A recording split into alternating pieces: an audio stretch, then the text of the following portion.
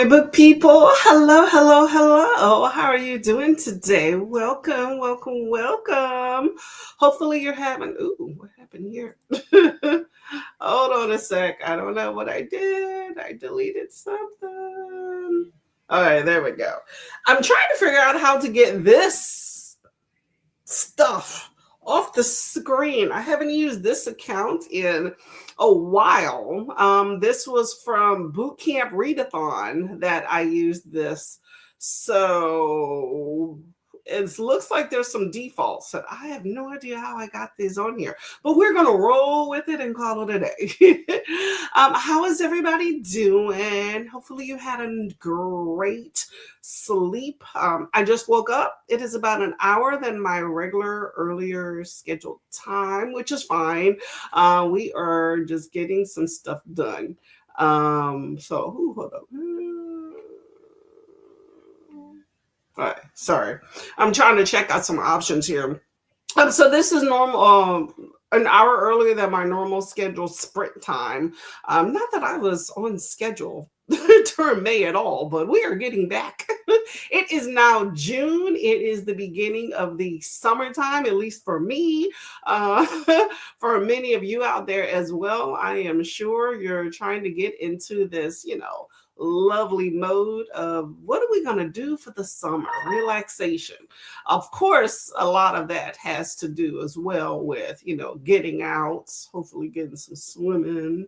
Some of you I know have kids up in the arenas for school time. You don't have to worry about getting them up. Although I know that some, like out here, a lot of the kids are getting out of school now, but I think that many of them are still in until what, like the first week of June, something like that. So there is an end in sight for all of you parents out there that are just so tired of the whole rat race of going back and forth to schools. Okay, it's almost over. Enjoy that time frame. Okay, but for the rest of y'all, it is at least a reprieve from getting up, catching buses, and making lunches. I know my coworkers were talking about that before, so relish and be happy about it. I'm just setting a timer back here, y'all. Here, so some admin things, trying to figure it out. Still, I'm not trying to figure out how to get this little heart thing off the screen here. I apparently put this on before and now I don't know how to take it off, but it's not bad. It's not bad because here's the thing. I do plan to work out on the first sprint. So that is a given for me. So that is what I plan to do there. Hey, Miss Elena. Good morning. Good morning. How are you doing? You're good. That's awesome. Reading The Glowing Hours by Leila Sadiqua. Layla said, I have heard of Sadiqua. I don't remember that name though. I'm just cleaning my glasses, which are so scratched up. It's not even funny. So hopefully you're enjoying that book and it works out for you. Okay. Let me know what it's about if you like. Is that a library book? I know you'd be going to the library sometimes, just like myself. So that's always a fun time. Much better, y'all. You just finished reading The Library After Dark by Ande Pelego. Ooh, how was that? How's The Library After Dark? I bet that ought to be a fun time. Let us know. Also finished the Otherwhere by Emily Taylor. I've never heard of that. Let me know how you're liking these books. You're getting through some stuff. I like that. Ellie Hayes. Okay. And I have to get into the shower. Also been in the shower reading my book. Oh, okay. There we go. There we go. Hey, nothing like getting clean, girl. Okay. So I ain't mad at it at all. Not mad. Hello, Kiani. How are you doing today? Welcome, welcome, welcome. And hello, ABD friends. Oh, to everybody. There we go. There we go. How you doing? Well, I appreciate y'all being here, starting the morning off right. I decided to start a little bit early because I need to wash my hair today. So today is washing my hair and working out and getting some stuff together. I do have an audiobook as well, so I'll be adding that to the mix. I figured I might as well get an early start because I don't want to miss my workout here. Kiani just finished The Silent Watcher by Victor Methos. It was a middle of the road legal crime. Ooh, legal crime mystery. Interesting. Speaking of, for anybody, let me see if I can find this link real quick. For anyone that is interested in some free books, who doesn't want some free ebooks? There is a kind of stuff your Kindle day type thing going on today with thriller, suspense, and dark titles. Or dark tales, that's what it says. But that is going on free book. It started yesterday, so today's the last day. Free ebooks today. Crime thrillers. All right. Oh, just one sec. I picked up 4, which is a lot for me yesterday. So y'all can check out this link. I'm just going to throw it in here so we can make sure we get it. There we go. All right, so there you go. This right here is a link for some free ebooks if you're so inclined. Stuff. That's what I'm saying. Kiana says, not sure what I'm going to read next. Ooh, you have options. Let us know what some of those are. By the way, y'all, this is Pride Month. So whether you are I think everybody should have pride in themselves. So I really do like just the name itself. But specifically, it is for the queer community. So, support, at will. If you don't want to, then just don't. Okay. So, but it is Pride Month. So you're going to be having a lot of beautiful rainbows and stuff this month. So show your love and support. Okay. I know Coda from Coda Means Friend, BookTube Bestie is putting together gay shit. I'm not really sure kind of what's going on with that at this point, but you will be seeing some content about that just in general. And I'm also a supporter as well. So we'll have that on at some point. But right now we're kind of, you'll see those things pop up. But happy Pride, everybody. Okay. So make sure you add some of those books. I have about 4 or 5 queer books on my list here. I was actually reading Giovanni's Room by James Baldwin, classic Black author. And it was pretty good, I wouldn't say I'm a huge classic reader, but I did enjoy that book. So I finished that and I am on to another book, a NetGalley arc this time called Death Do Us. Not a queer book, but at the same time, still great nonetheless. Hello, Annette. How are you doing? Welcome. Let us know what's going on with you.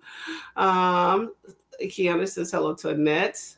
And this is me talking about some free books. Go grab them. Annette is reading Dreams in Which I'm Almost Human. That's an interesting title. I like that. Oh, definitely want to be human in those. By Hannah Sawyer is a memoir of a queer disabled woman. It's an arc, but out today and good so far. 50%. Oh, okay. There we go. You're right on cue with that. Okay. You can get that review out there sooner than later around release date. So hopefully you enjoy that one. Okay. Any good perspectives I like. Hello, Miss Tula. How are you doing today? Welcome. What are you up to today? Let us know. Today's going to be a pretty busy day for me, milling around the house. I'm always busy doing something. Okay. So we are going to keep things rolling and moving, and we're going to have a blessed day. That's just what we're going to do. Okay. It is June 2nd. So make sure y'all get out there, enjoy some, at least here, nice sunshine. So hopefully you have some at least as part of your day wherever you're at. Okay. That is my plan. So the book that I am reading, Death Do Us. Let me show y'all. It is a NetGalley arc. It comes out on June 30th. So at the end of the month. Okay. So I'm in the midst of this and I am at Ooh, why don't I see percentages? All right, well, I'm at 165 or 340 according to what my phone says. So less than halfway there. So there's that. Okay. Um Kiani says hello to Tula. Let me see. I don't know what I need to do to get this background off. Anybody have any words of wisdom? I have no idea. This background was put on as part of boot camp group. No, don't have another person there. Let's take that off. I don't know. All right, I'm gonna put us into a sprint so we can get started. Where's my share my screen, and then maybe in the background here before my workout. I'm not going to expend too much effort trying to get this background off here, but I'll give it a few minutes and then we'll see if I can make it happen. Okay, so this right here is our this is our emoji race. Okay, this is as close to pride colors as I could get on this little racing app thing that I have here. So we're gonna roll with this one, okay? So we have an emoji race here. Y'all know I love a good race. So we have 1 through 4, pick your poison. We have the I'm shocked. Number 1, 2 is laughing. Number 3 is sick, and number 4 looks like they are fuming. And actually, you know what? Now that I'm looking at this on another screen, number 4 is frigid and cold, not mad. So number 4 is freezing, and then 3 got sick from it apparently. Number 2 is laughing at it, and number 1's like, oh my gosh. But I'm going to choose number 2 because who doesn't want a happy place? Okay, I'm all about that. So we have number 2. Kiana says I'm going for the sick guy. Oh yeah, number 3. Okay, I get you. Hello, lovely Mary. How are you doing today? Morning, morning, morning. Welcome. And you have Kiani is number 3. Okay, there we go. And Kiani says hello to Mary. There we go, y'all. Okay. So choose your poison here. Where is y'all? It's gonna be a lesson in frustration today, but that's okay. We're gonna get things popping and working. Okay, so I'm gonna go from there. Where's my comments here? Yeah, I haven't used StreamYard in a while, so it is. Well, that's not true. I haven't used this account in a while. My other account was fine. I don't know what's going on with this one. Mary says, hey folks, I'm reading Charlie Daniels' memoir, 50% and enjoying it. Charlie Daniels. I don't know Charlie Daniels. That name sounds familiar. Let me know Charlie Daniels. Mary is going to choose number 1, the face. Okay, nothing wrong with that one. Charlie Daniels. What's that? Is that a singer? Charlie Daniels. American singer and musician. Okay. I'm like, that sounds familiar. I don't know this guy. Apparently that's Charlie Daniel here. Cowboy guy, I guess. I love his hats. Looks a bit like Kenny Rogers there. Okay. Well, hopefully you enjoy reading the memoir and that it's, learn a lot of good stuff from him. Okay. Elena says hello to Mary, and Mary says thumbs up to Kiani. All right, we're going to get into this sprint here. Kiani says, I'll be picking up Spellbreaker by Charlie Holmberg. I have read a book by Charlie Holmberg. Good writing. Hold up. That's not true. Hold up. I think that name sounds... No, I'm thinking of William Malmberg. Never mind. Charlie Holmberg. Oh, you got me thinking now. No, it was somebody else. I'm confusing my authors, y'all. I've not had any water today. So, you know me, I get loopy without water. That's my cure for everything. So this first sprint, I'm going to do a few different things, okay? Including hydrating. The Devil Went Down to Georgia. Oh, okay. Definitely know that song. That is a classic. Someone pulls that out at least once a year. Okay. Well, hopefully you enjoyed the book and it goes as how you want it to be. Learn some good things about them. Okay. All right, y'all. Happy sprinting. I'll see you in an hour.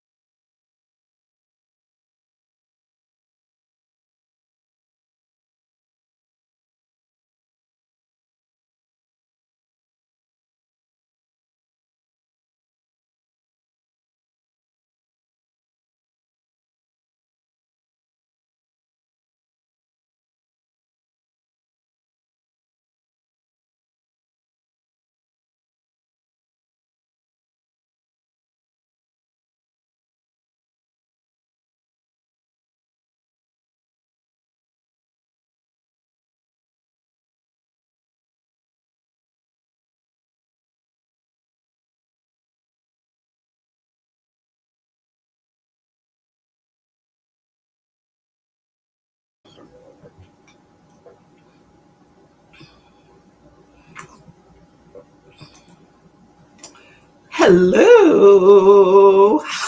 And the Frio emoji is the winner on that one. Okay. Did not see that one coming at all. At all. How did that sprint go for everybody? Let me know. Let me know. I'm just going to queue up another race here. So let's see. What did I do? I worked out. I actually managed to complete most of it too.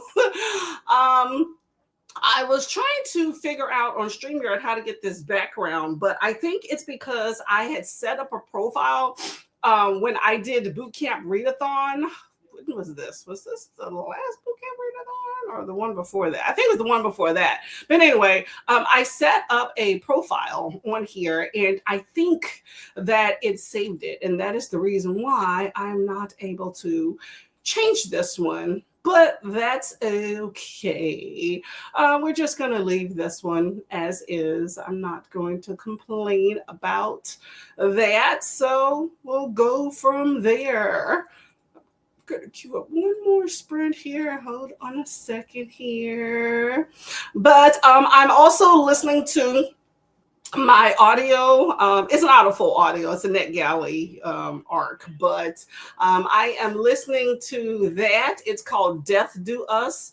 It is actually pretty interesting too. You have basically a girl that gets engaged.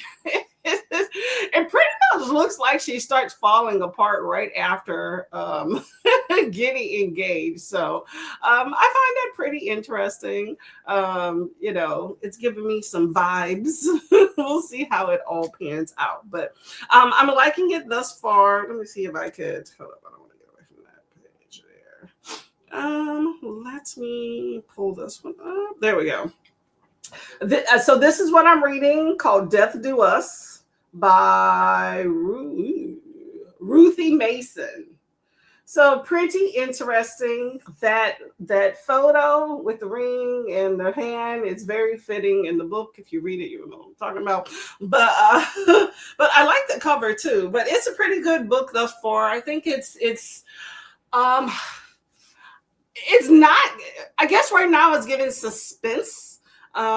Domestic suspense in a way, but I'm thinking there's going to be some supernatural vibes. I'm not exactly sure, but I'm seeing it's coming up. It is it's giving a little bit of body horror at this point in the book, so I'm liking that. Creeped out, but liking it as well. So it's a whole kind of mixed bag. So thus far, I'm enjoying the book. But so I listened to some of that. And then I worked out. I supported a video. And also Alicia and Kelly are also sprinting for the Morning Pirates. And also, so I went over there, and then also you have Vanessa for Tar, the amazing readathon that's going on. So you have a few things that are going on as well. So good times there. Okay, so you have Mary, who is reading a memoir by Charlie. Oh, hold up, Daniels, was that his name? Charlie Daniels, and that's the guy that sang "The Devil Went Down to Georgia," which is a very classic song. Okay, I know some people that when they drink, that's like their MO. They just start singing that. Of course, they're guys. So hopefully you're enjoying that. So Mary said hello to Elena. And hello, Ren. How are you doing today? Welcome. Make sure y'all are hydrating. I think I am almost done with, how many ounces is this one? Actually, I'm about half done. I was going to say I'm almost done, but I'm not. Hydration. Good. You got to get your hydration on, y'all. You know what I've actually started using? This is we'll call this a Stoneleigh, not exactly a Stanley, but it's in that same, category of insulated cups, right? So I have this one in black and in orange, and I actually would take these on like an all-inclusive vacation, but I stopped because I don't really need a drink this big for an all-inclusive resort, because you want to get multiple, so why do I need a big one, you know. I think if people think that you want to fill up this big old cup if you take this to an all-inclusive resort. I don't. So I stopped, but I do like that. I like a smaller version, but I have started using this one around the house lately because it insulates my water, stays chilly. Not that it stays in here long, I'm constantly drinking it, but you can add ice to it with your water and then it, just sit it out on the cabinet for a while. So this actually comes in handy. So I've stopped using a water bottle as much as I used to. If I go for a hike or something like that, then I'll use my water bottle, but I don't use a water bottle as much as I used to, especially since it started getting hotter. Plus, the catalyst was my previous lovely pink water bottle that y'all know I love. It's broke. It's got very nasty and broke. Those water bottles, y'all, they can be pretty good, but you do need to change them out every once in a while. They just, the plastics, they start getting just a mucky, and all those good things. So, but there's the so. Anyway, how you doing, Ren? You'll mostly be lurking and getting some studying done. Okay, nothing wrong with that. Get your studying on. I'm all for that for you, okay? I could probably use some myself. But today I'm going to be washing my hair. You see it's in the baggie. It's marinating. On the next sprint, I'm going to finish my workout. Then I'm going to go for a little walk just to stretch my legs and then kind of get into whatever this long hair process. Still need to figure out what I'm going to do with it. Hello, Black Widow. How are you doing today? Welcome. Let me know what you would like to be called. Thank you for being here. I'm here almost every Tuesday, okay? You are reading Uketsi book. Weird. So is Uketsi weird picture? Is that what that means? What language is Uketsi is? I'm sorry, Uketsu. And let me know if I'm saying that wrong. I tend to do that at times. So let me know so I can be aware, okay? Hello, Miss Kiana. How are you doing today? Kiana is saying hello to all the awesome people. Thank you for being here. Much appreciated. Click. There we go. Trying to move over.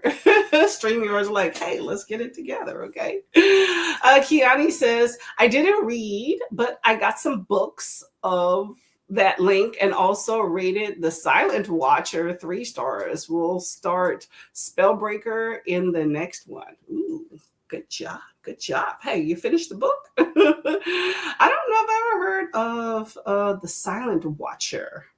3's not bad. It's not like super great. It means you're on the cusp of whether you really liked it or not. So hopefully your next one is 4 or above. I love a good 4 or above book. Okay. So the link that Kiani is talking about is for free books today. Yesterday and today are free thrillers. Let me see if I can repost this. Free ebooks, free thrillers, books. What is it? Crime, thriller, mystery type book. Today, hopefully this. Oh, there we go. It's saved. Okay, there we go. I was just trying to make sure it was still in my pasting. So this is a link right here that I'm posting for free ebooks today. Free crime, mystery, thriller, dark type books. So go ahead and get you some free books. I picked up 4, which is a lot for me for one of those stuff your days. I tend not to go over ham because there's always those days popping up. So, spread the wealth. Plus, I use the library a lot, so a book really needs to kind of appeal to me. For those of y'all that are supporting Pride for this month of that list, which Bibles I will say was not a very long list of books. I thought it'd be more, but you still have quite a number, and it looked like most of them are standalones, which is great too, because you know how it is in those stuff your Kindle days. A lot of them tend not to be standalone books, but these look to be standalone. I tend to do a lot of research before I download these books, which is why I tend not to download as many, because I don't want a book that ends in cliffhangers, or if it has multiple books in the series, I want them to kind of be all standalone. So these were pretty good with that.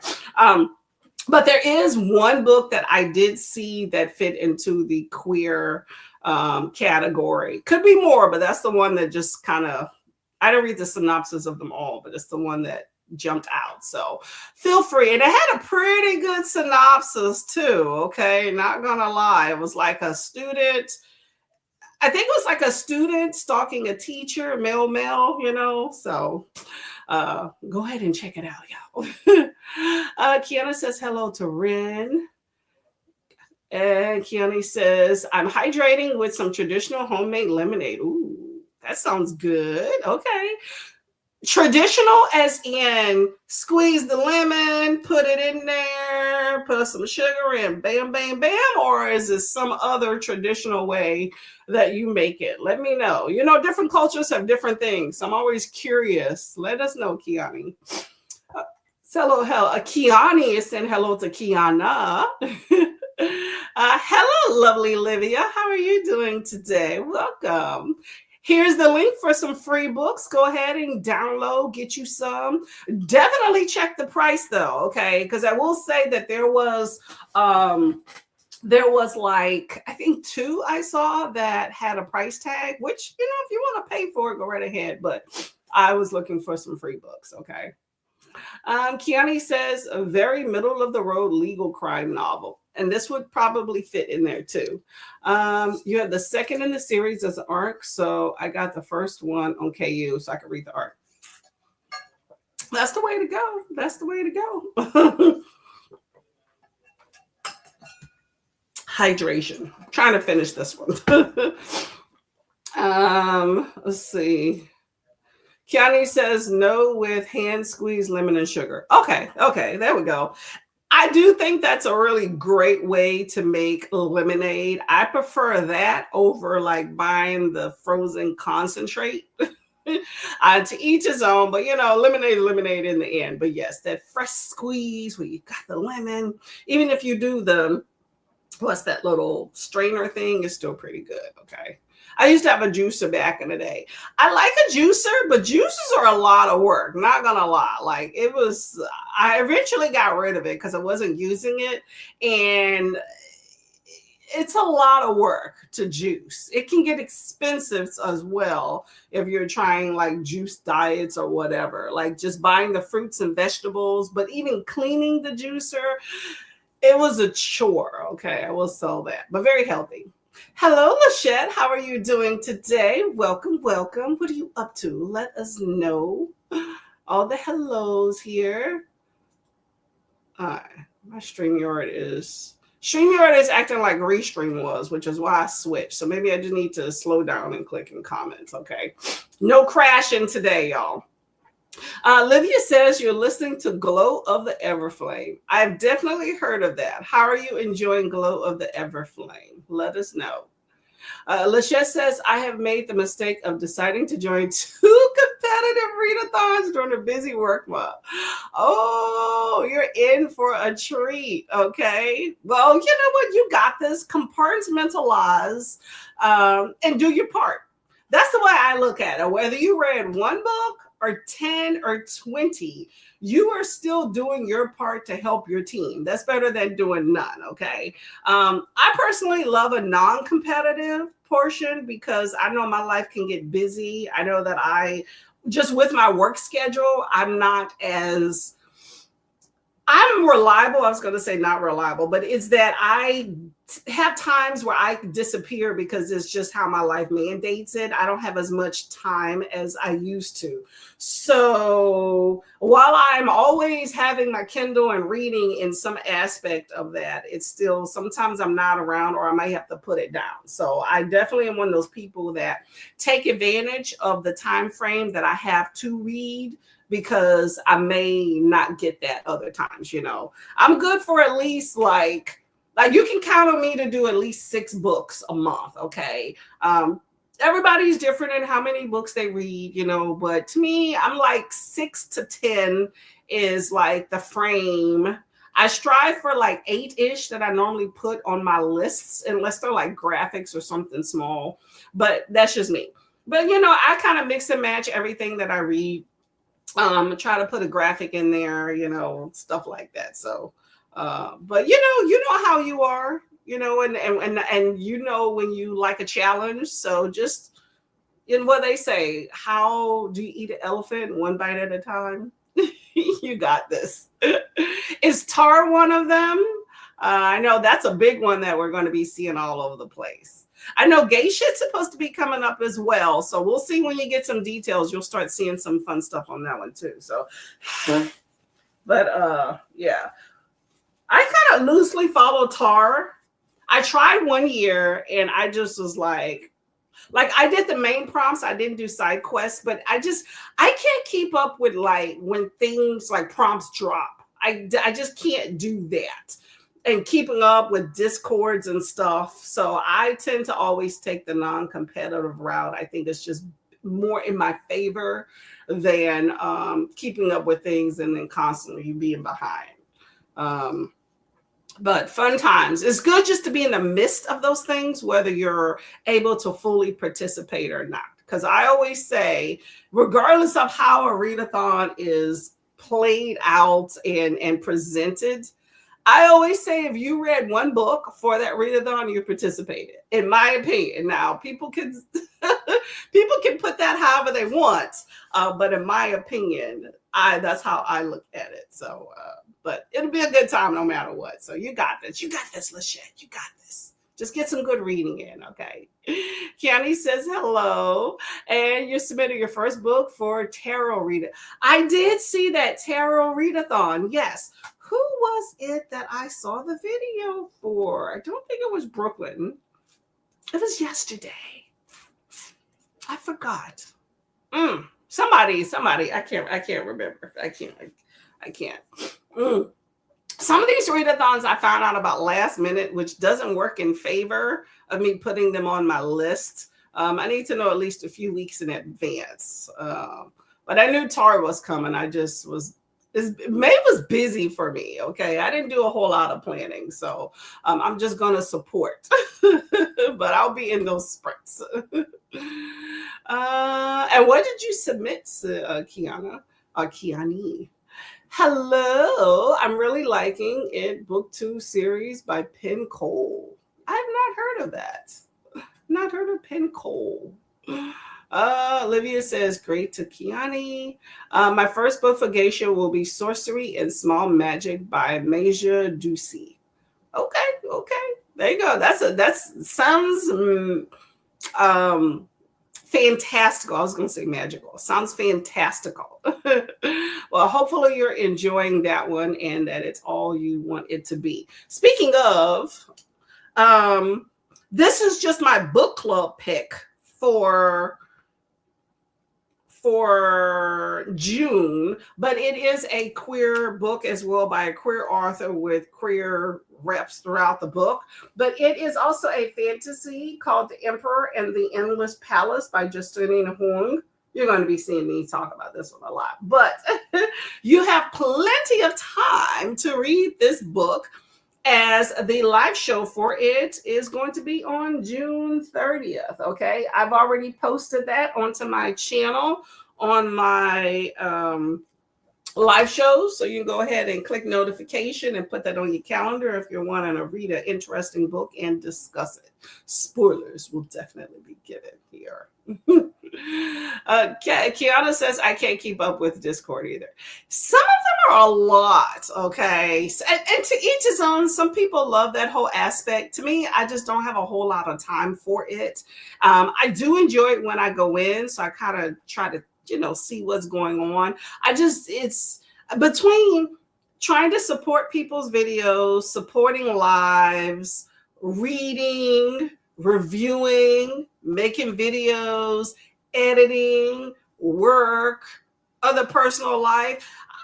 I just can't do all of that. So I've kind of filtered in and out. Even with Bootcamp Readathon, which I enjoy, the Discord I only really participate in, and that's my own for Bootcamp Readathon, which will be the first 2 weeks of January, by the way, if y'all have not heard of Bootcamp Readathon. It is my readathon that incorporates like fitness and reading and hydration and just, getting the year off to a good start of taking care of your body.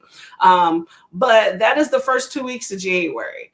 And I'm in the Discord there every day, and it takes a lot out of me, I don't keep up with that. And then outside of that, I look at every once in a while, but not really. But when I am participating in a readathon, I do try to go to the Discord. I'm just not consistent in that. So it's not one of those things that I'm in all the tabs, but some are like super busy. Like some of the Discords, I just cannot keep up with. Like, what's the one? Magical Readathon. I just can't do it. I actually got rid of that one. It's just too busy. It's too much. Even the sprints to a certain extent, which I'm not going to hate on a big booktuber because she is a big booktuber. And that's a huge, huge readathon. I could only be so lucky. Okay. So I love that for her, but it's a lot. Like I like the idea, like with here of if I have a comment, where this is kind of like a ADD conversation where we have a lot of things going on, but I can get to your comment. We can talk, we can discuss, right? When it comes to like that one, I might not see my comment for an hour, hour and a half, or it might not even be read. It's a lot. So those I'll kind of lurk a little bit because I can't really have a conversation with anybody, even in the chat. Sometimes y'all have conversations. You can't even have that because your comments just kind of get lost. I almost wish there was like a way to do like categorize comments. So maybe there's ones on screen that the person on screen can read, and then there's I don't know what way to. It's just a lot going on. It's a lot, but it's a fun time. It's just a lot going on. I get lost in the sauce too much. And then when you have readathons that like you have to look at little videos for them to drop, which I think is fun. I commend like the TARS and is Mystic like that? Yeah, well, just the different videos, like the different readathons where people put so much work into them, where you have like merch, you have different video prompts drop on different days, and people are running to the Discord. Like I commend all of that. That's some work that y'all have put into and you can see that, just like almost like professional jobs. I love that. I love to see it.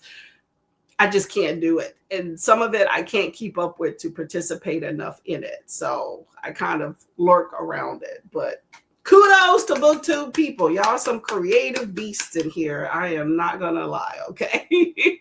BookTube has exceeded my expectations in the creativity of a lot of the people, and that's pretty fun. And also the imagination, too. Just the idea of having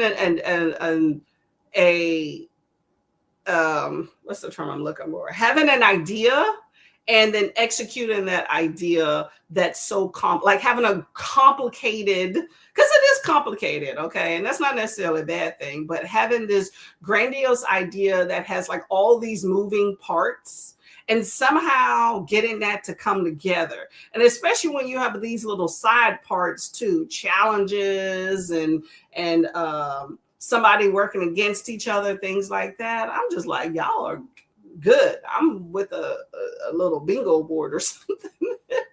Fun times anyway. Fun times. Kiani says, I submitted a decided watcher for Teen Weekly Tarot card. The prompt was read a book with survival elements.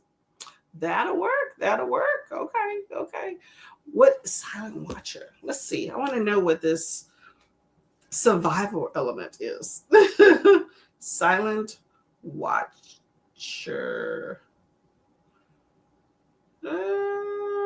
Book.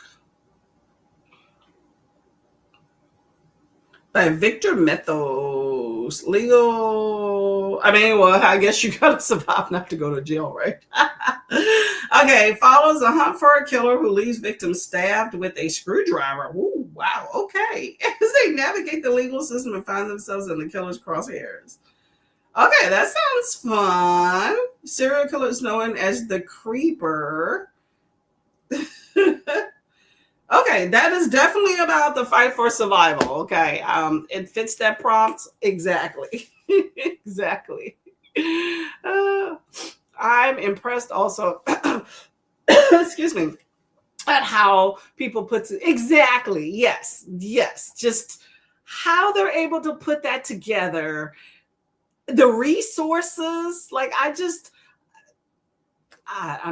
daunted. I've never had a huge creativity streak and all that stuff. Okay. I'm more about the vibes. So I think that's amazing. So yeah, give yourselves a pat on the back. Okay. But I also commend all the people that go hard for these readathons. Okay. I think it's amazing how people, get involved and get excited about it. And I think that's really good. So I love that for us just as a community as a whole of, hey, I saw this cool readathon. I don't know even who this booktuber is. Let me go jump in, okay? Hashtag bootcamp readathon in January if y'all want something to do. But these people that, like, I think Nicole said she read, like, granted it's her readathon for Kooky, but still read like 27 books. Okay, girl, I see you, like I love, when people are like, hey, I'm getting involved, I'm doing this, and you're reading some good books. Like, I'm not gonna hate on anybody trying to read a good book, okay? Read 2, 320, okay? So kudos to y'all, keep it up, okay? Keep it up. Speaking of, we're gonna go to the next sprint, but I got some tea for y'all. It's got some tea, okay? I'm gonna keep it generic. But yesterday work was crazy, right? So this is really after work. So we basically do, for my work, we schedule ourselves, and then our manager kind of moves us around, right? Because you have to balance out the schedule. We have a certain number of people per shift per day that work, right? So we input ourselves in the system, and there is a time element to it. It's at a certain time that you input your stuff, right? So you input it, and at that same time, the manager is kind of moving people around. She'll deny certain days that you request, and you got to keep up with the system, because if she denies it, then that just means you need to go and select another shift. Okay. Generally, maybe too many people selected off that day. So if you're that extra person after she filled the slots, then you're just out of luck. It is what it is. You can't accommodate everybody. Or maybe, we have too many people on one day and not enough on another. So she may move. But it's not finalized for like another 2 weeks, mind you, right? So that's where the drama comes in. I was just like, ooh, okay, not me, right? I was at home. Okay, I did my stuff. I was like, okay, cool, right? So we have a group text message chain. Now, y'all, don't get hemmed up with these group text message chains. Let me know if y'all have one at work, right? So we have one for my work. Let's see, how many people are on this group message? We have a total of, let me see, group details. How many people are on this group message chain? 13 people on, actually 14, including myself, on this group message chain, right? So we have 14 people. People be saying all sorts of inappropriate things. I don't really put much into this group message chain. I generally read it. I take what I need. I be like, oh, I wouldn't have said that for others. There has been some corrections with people on here because folks be getting out of line. I don't understand.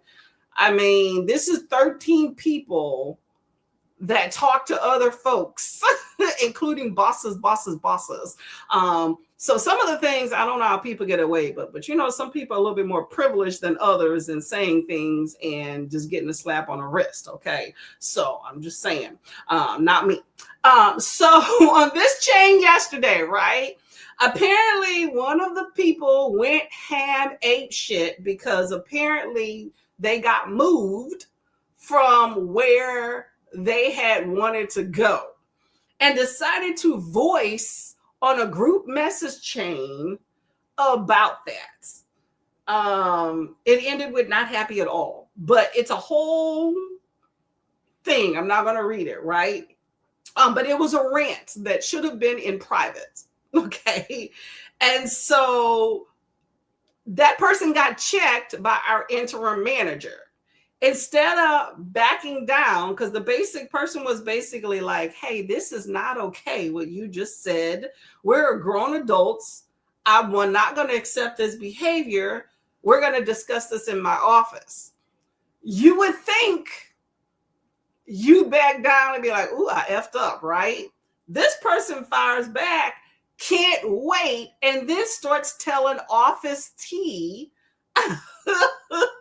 about something that the other person said, because the other person is very casual. They used to be like a just regular employee like with us until they got into management recently, but it's still kind of cool with everybody, right? And mind you, all these people are constantly like saying inappropriate things amongst themselves. I just sit there in the corner and listen. Okay, I don't get involved. But this person starts just talking Office T about how you're inappropriate. We should get the huge regional manager involved and have a group meeting with everybody in the office and go over about how you be talking about this and this and this in the office. And it ended with, make time for all of us so we can all be there and have this conversation, right? I'm like, dang, B, you didn't even back down. So then the manager comes back and goes, what are you doing? I'm your biggest supporter. And you're acting like you're a victim in all of our friendly banter. Shame on you. Disappointed in you. I try to stay out of, y'all. Oh my God. I'm trying not to read verbatim, but basically the manager's like, I'm your biggest supporter. I try to stay out of people's business. Shame on you. I'm shutting this down. I'm disappointed.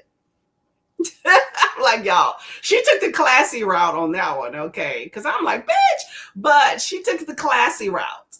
I'm glad that was the end of the chain.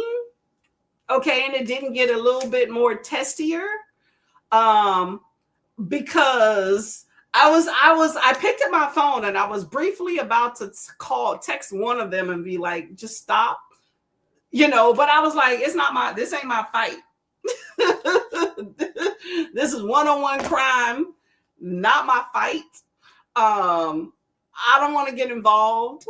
I was just going to play devil's advocate of, hey, it's 13 people in this group chat. Can y'all keep this private? It's probably making all of us uncomfortable, but it's just, these people are messy, mind you. They love tea in this office. They create tea just to have something to talk about, okay? I just listen. But, ooh, y'all, I wish I was working today. I wish I was working like yesterday night or today. I work tomorrow. But I can't wait to go to work.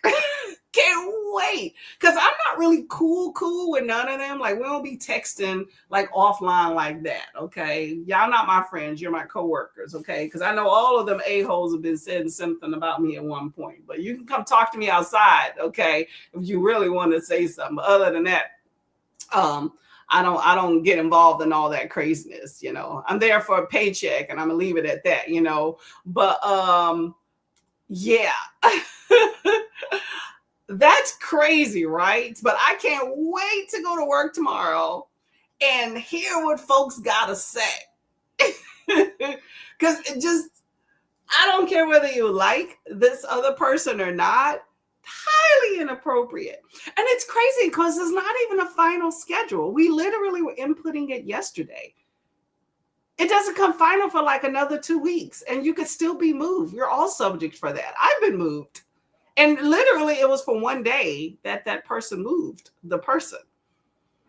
I mean, I don't know why you can't just go talk to them. Like, I remember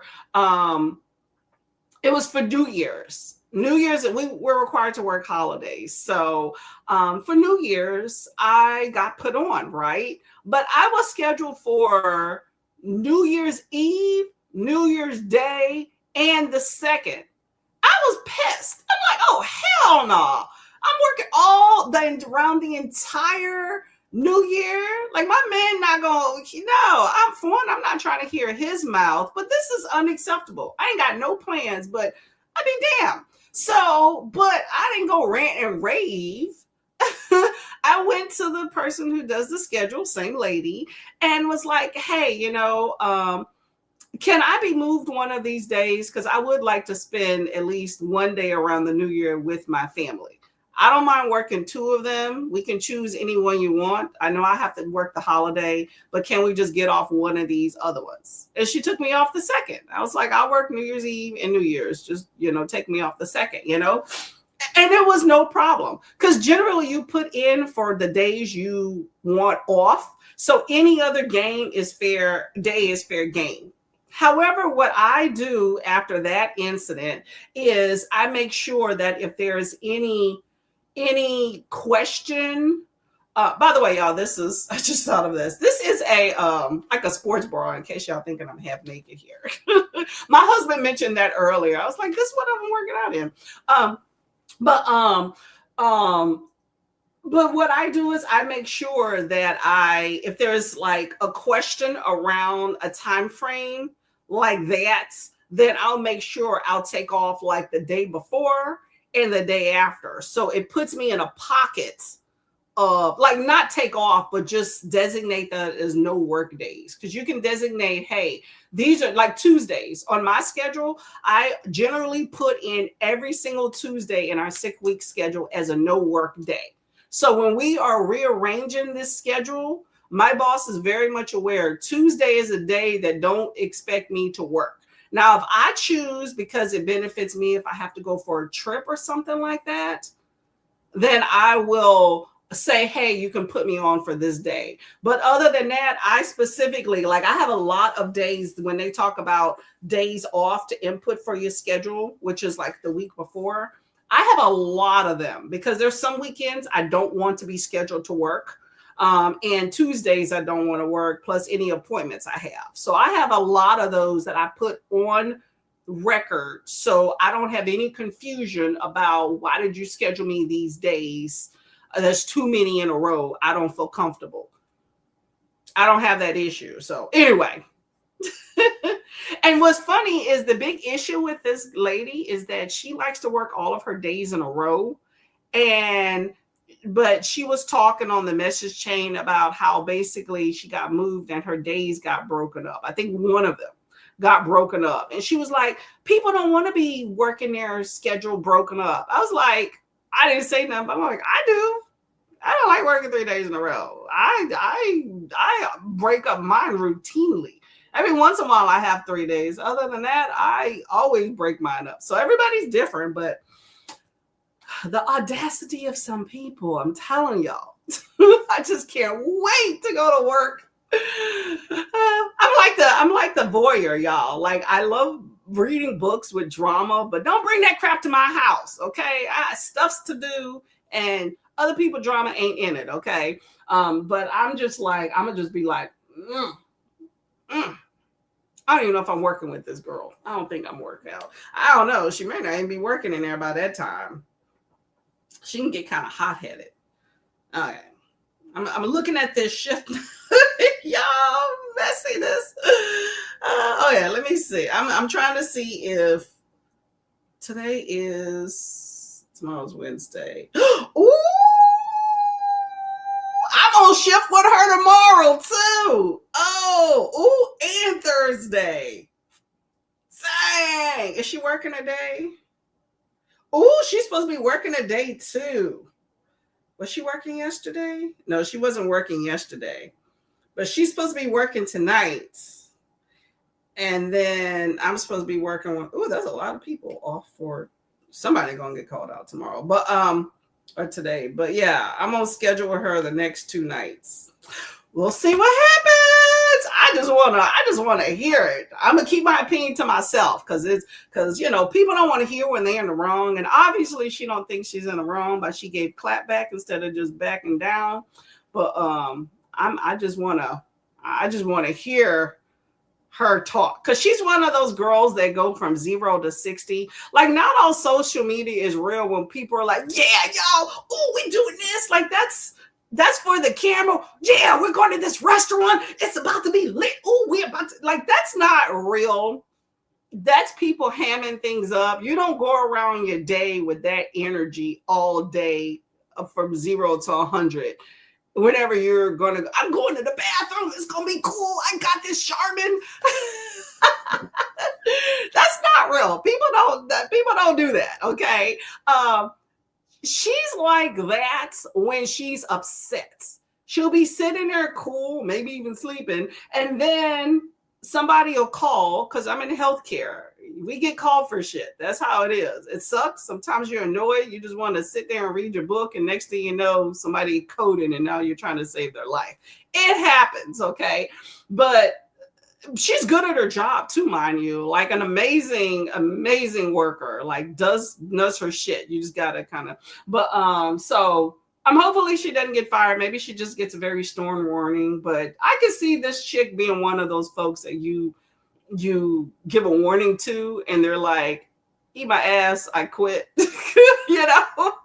She uses language like that. That's not the type of language I use at work. I don't be cussing, but she's one of those people that goes 0 to 100 and just like F this, F that, just like, is it that serious? Like, go do what you need to do. You're gonna do it anyway. Why are you cussing and screaming about it? But, like I said, some people can get away with things and others can't. I know I would not have that tolerated of me. So, but I don't behave that way. It's unprofessional and it's dumb. Like, grow the hell up, Anyway, that is the work drama, y'all. Oh, all this happened when my husband went to go take a walk yesterday with the dog. And he walked in the door and I was like, babe, come here. And we were like engrossed in this shit for like an hour. He got invested. It was a good time. Oh man. Anyway, that is that. Where are we at in the chat, y'all? All right, so I must be right here. Yeah, so we're talking about great readathons. People are very impressive and put things together. Kiana's like, ooh, yeah, work stuff's crazy. Not right. Yeah, I don't know what made her think to go off the deep end. Like it was a simple phone call. And like I said, schedule is not even friggin' done yet. If I was the manager person and I wanted to be petty Betty, I'm about to move the rest of your shifts to other days too. But whatever. We've all been there. Been where? What? In the wrong? Doing some stupid shit? In the drama? Oh, probably drama. Yeah, but I feel like this. If you're going to double down, you better be willing to die on that hill and make sure it's good for you. The fact that this chick tried to pull in other people in the office, basically saying we all have some other issues, to me means you are weak on your own and you're trying to get other people involved. Don't include me. I am not in this. What is it? My name is Bennett and I ain't in it. No, I am not included in this because if you want me to dime her out, then I can dime your ass out too. So I'm not, no. I think there has been some very inappropriate comments from the beginning from almost everybody in that office. I mean, This is the chick that called me colored at the beginning when I first started working there, day two, you know. But I'm just saying, like, all of these folks got some issues. Okay, so y'all argue that amongst themselves. I'm here to get my paycheck, do my 12 hours, and take my tail home. If we're not talking about that, then we don't have anything to say to each other. It's as simple as that. We're grown adults. If you know you should know you shouldn't fly off the deep end on a text message chain with 13 coworkers to basically somebody that's essentially your boss over one schedule change. I don't know if she on some meds and she needs to get them figured out. I mean, please, that remember that author who was dive bombing, basically racism, dive bombing Black authors' debut novels in favor of her own, and then she claimed her meds needed to be changed. Maybe that's what this chick needs to do. Hey, I need to get my meds changed. Sorry about that, but I don't see her doing that. I'd plead. Hey, I had some drinks on my medication and it made me go loopy. I don't know, y'all. I don't know. I'm just in hog heaven in my head in drama. I felt like I read a book, y'all. That book was good too. It's like a living book. I can't wait to go to work tomorrow. It's gonna be fun. Kiana says, I love watching drama too. Exactly, right? Exactly. Okay. Just don't make it dangerous for me or anybody or the kids around. Y'all keep that must among y'all selves, you know. Kiana says, oh, you have to. Y'all like, I'm vested. It's so funny because I was enjoying my audio book, you know, about the chick who basically is falling apart after getting engaged. And I was like, that sounds about right. When you get married, you know, health kind of goes sour. You put on weight. It's kind of like a deterioration. You start babysitting, you know. I was enjoying that, trying to relate it to, can I relate to this? And then next thing you know, this happened. I'm like, I got two books. Craziness. I'm just joking. Love you, boo. Anyway, y'all, let's get to this next sprint here, okay? Tired of my talking here. Okay, so this is Pride Month, as y'all know. So regardless of where you fit in the alphabet, which I'm not even sure really what all the alphabets are about. Not gonna lie, okay? Do straight people have an alphabet? I don't know if we up in there. I know, so I don't know. But anyway, this is just alphabets. That's what I'm getting at. So we got, what are these? We have a K, an E, a P, and a J. So pick your poison. I like that purple for 4, but I'm really liking the K in number 1. The yellow is just popping with the K. So I'm going to go ahead and choose number 1. I'm going against the grain. K got a little bit more texture and angles. That J is just a little bit too plain for me. So I am number 1 for the win. How about yourselves? Let me know. Who do you choose to win? I think I told you I'm going to go for a little mini walk on my first sprint. Sorry, this will be the second one on this next sprint, and then finish some little workout. Trying to get these abs in shape, or at least not to move around as much. My goal is to just make sure they don't move around as much in the shirts I wear, but it's gonna move around. But that's what I shall be working on this next sprint. And then prepping this hair, y'all. I'm so not looking forward to it. Today's hair wash day. I partially detangled. I need to do it again and then wash and figure out what the heck to do with it. K for the win. There we go. Okay, Kiani, we got that number 1. We got that K in the house. Love it, love it, love it. I do like that red, though. That red for the P looks pretty cool. The eyes look like it's in the best spot for everybody, too. Mary's going to go with number 4. Thank you for holding purple down. I appreciate it. Jay needs the love. I defected. Okay, anybody going to show some love for anybody else? We got 1 and 4. Gotten some love. Let's see what happens with 2 and 3 here. Okay. I excuse me. Okay. Ooh, there we go. Livia's also gonna go with J. There we go. There we go. Okay. Purple love. I ain't mad at it. Not mad at it at all. Okay, y'all. We got an hour. I'll see you in an hour. Happy reading.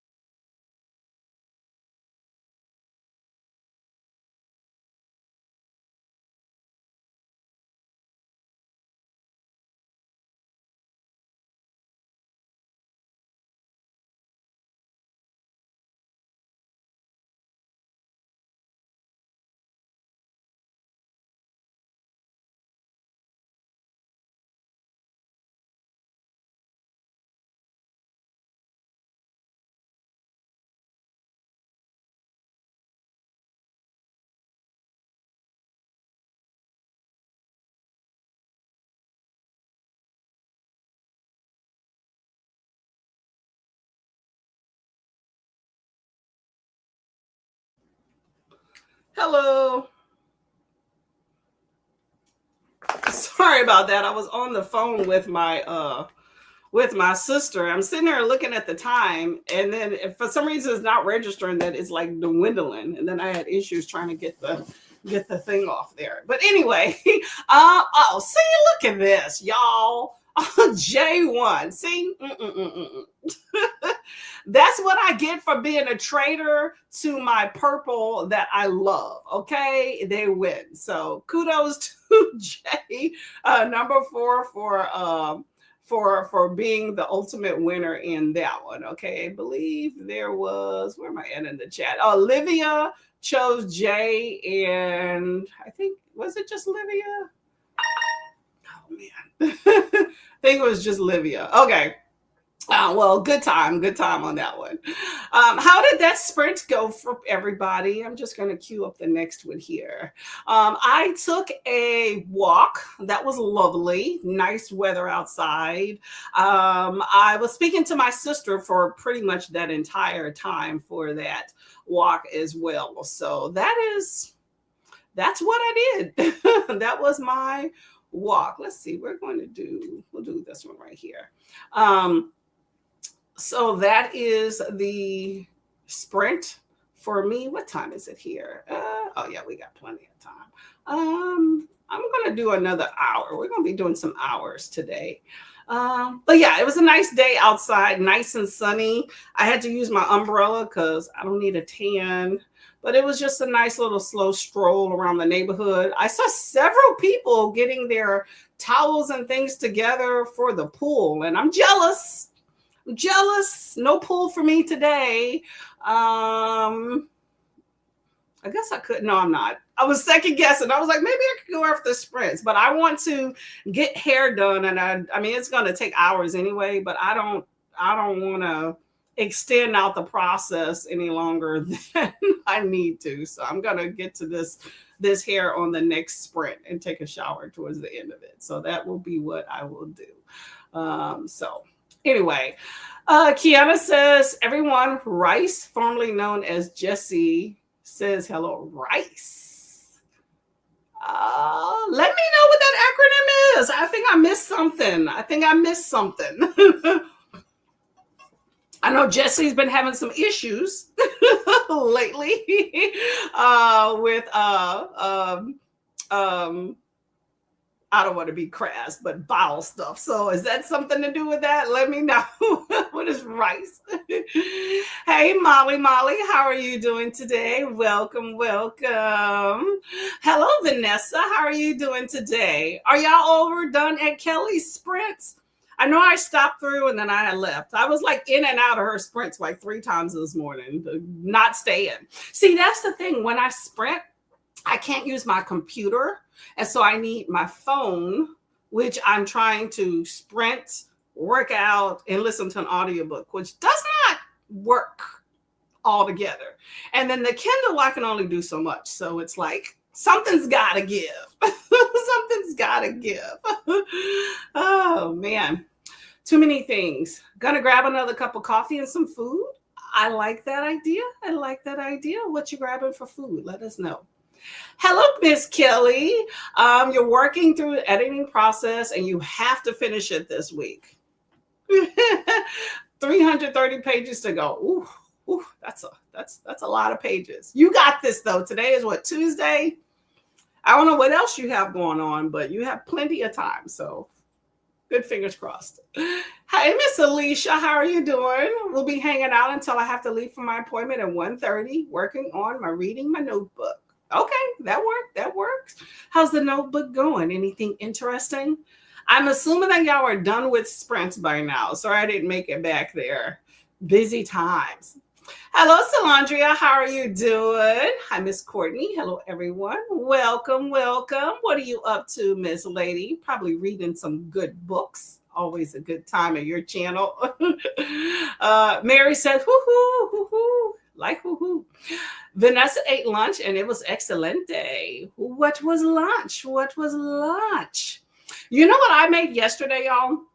I made chicken salad, which has been a while since I made it. But my new thing in chicken salad is I get those rotisserie chickens like from Walmart or the grocery stores, and I use that.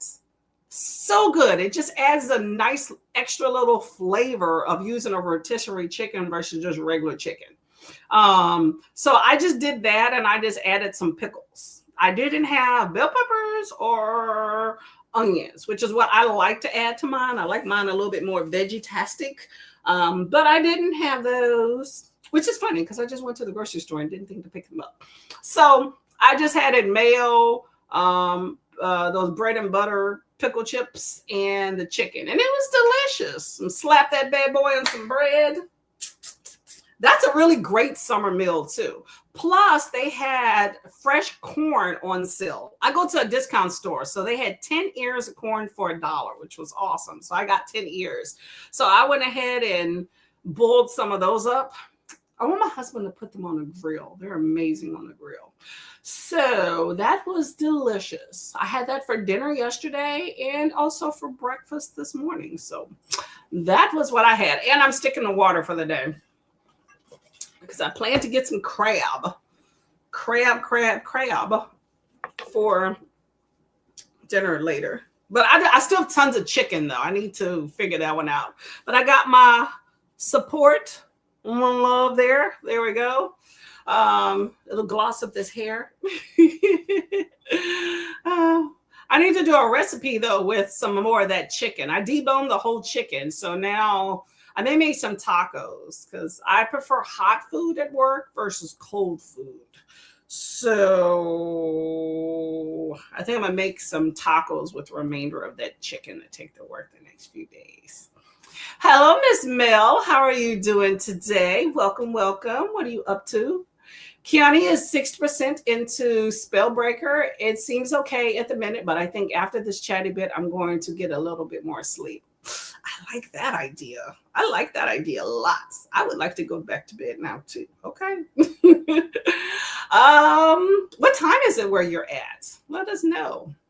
Mel says hello to friends. Just going through all of these things. Busy morning, but starting to settle down. Oh yeah, I bet. Okay, well, that's good. I'm happy you're settling with us, okay? How are the kiddos? Is everybody well? All the hellos here.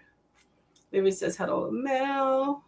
And Kiani says, no, it's a silly nickname I gave them because one sprint, the camera was super grainy. Oh, okay.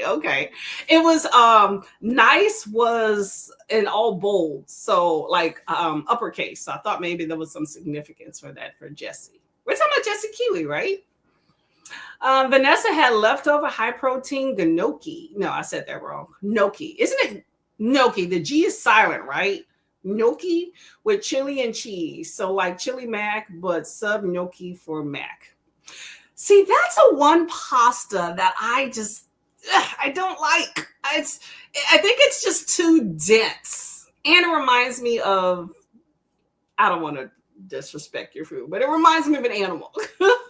I don't know. Gnocchi just doesn't, that's not a pasta that I eat. I'm pretty good with pasta, but gnocchi isn't one that I've regularly bought in my rotation. But it looks really cool though. Are you a big fan of gnocchi? Your meal sounds really good though. Vanessa says, I love using rotisserie chicken for different recipes. Makes it extra tasty and soupy. Exactly. Very, very easy. And here's a tip, y'all, for depending on where you live at, right? So in my area, we have 2 Walmarts that I go to, right? But I prefer the one which is the food pantry, food marketplace. There we go. It's the Walmart marketplace. I prefer that one because it's in the same shopping center as the Dollar Tree, so I can hit them both up. Anyway, there they have the rotisserie chickens, right? But I guess when they're getting close to expiration dates, then they will put them at a discount and put them in the cold food section. So when I go there, I normally get 2 of those, and I will either take it home and, work on one or freeze them. and that way I can just pull them out and defrost. So this one was one I bought a while back, and I defrosted it. And so easy. I think a regular one is what, like $7. I got this one for basically $4. Because it was going to expire like in a day or 2 or 3 or whatever. Anyway, but they always have them sitting in that section, and it's a whole chicken that's already cooked. So sometimes I'll just eat them, by themselves without doing stuff with, but most of the time I'll take it and debone it. And then I can make like 3 or 4 meals out of that deboned chicken. Very easy. And it's already cooked. So easy to debone and cut it up. Takes me like 10 minutes. Very easy. And it's delicious, like you said. But yeah, a chicken salad with a rotisserie already smoked chicken is amazing. I had no idea about that growing up, but it's such a great flavor.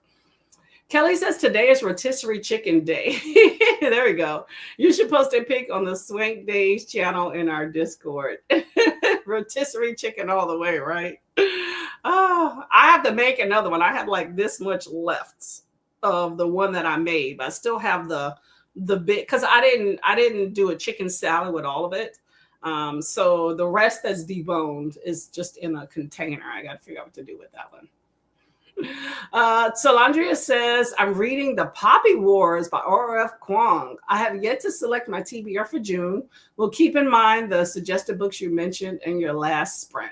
Hey, good books, okay? I have a wrap-up, y'all, if y'all interested, that has also been posted for Kooky.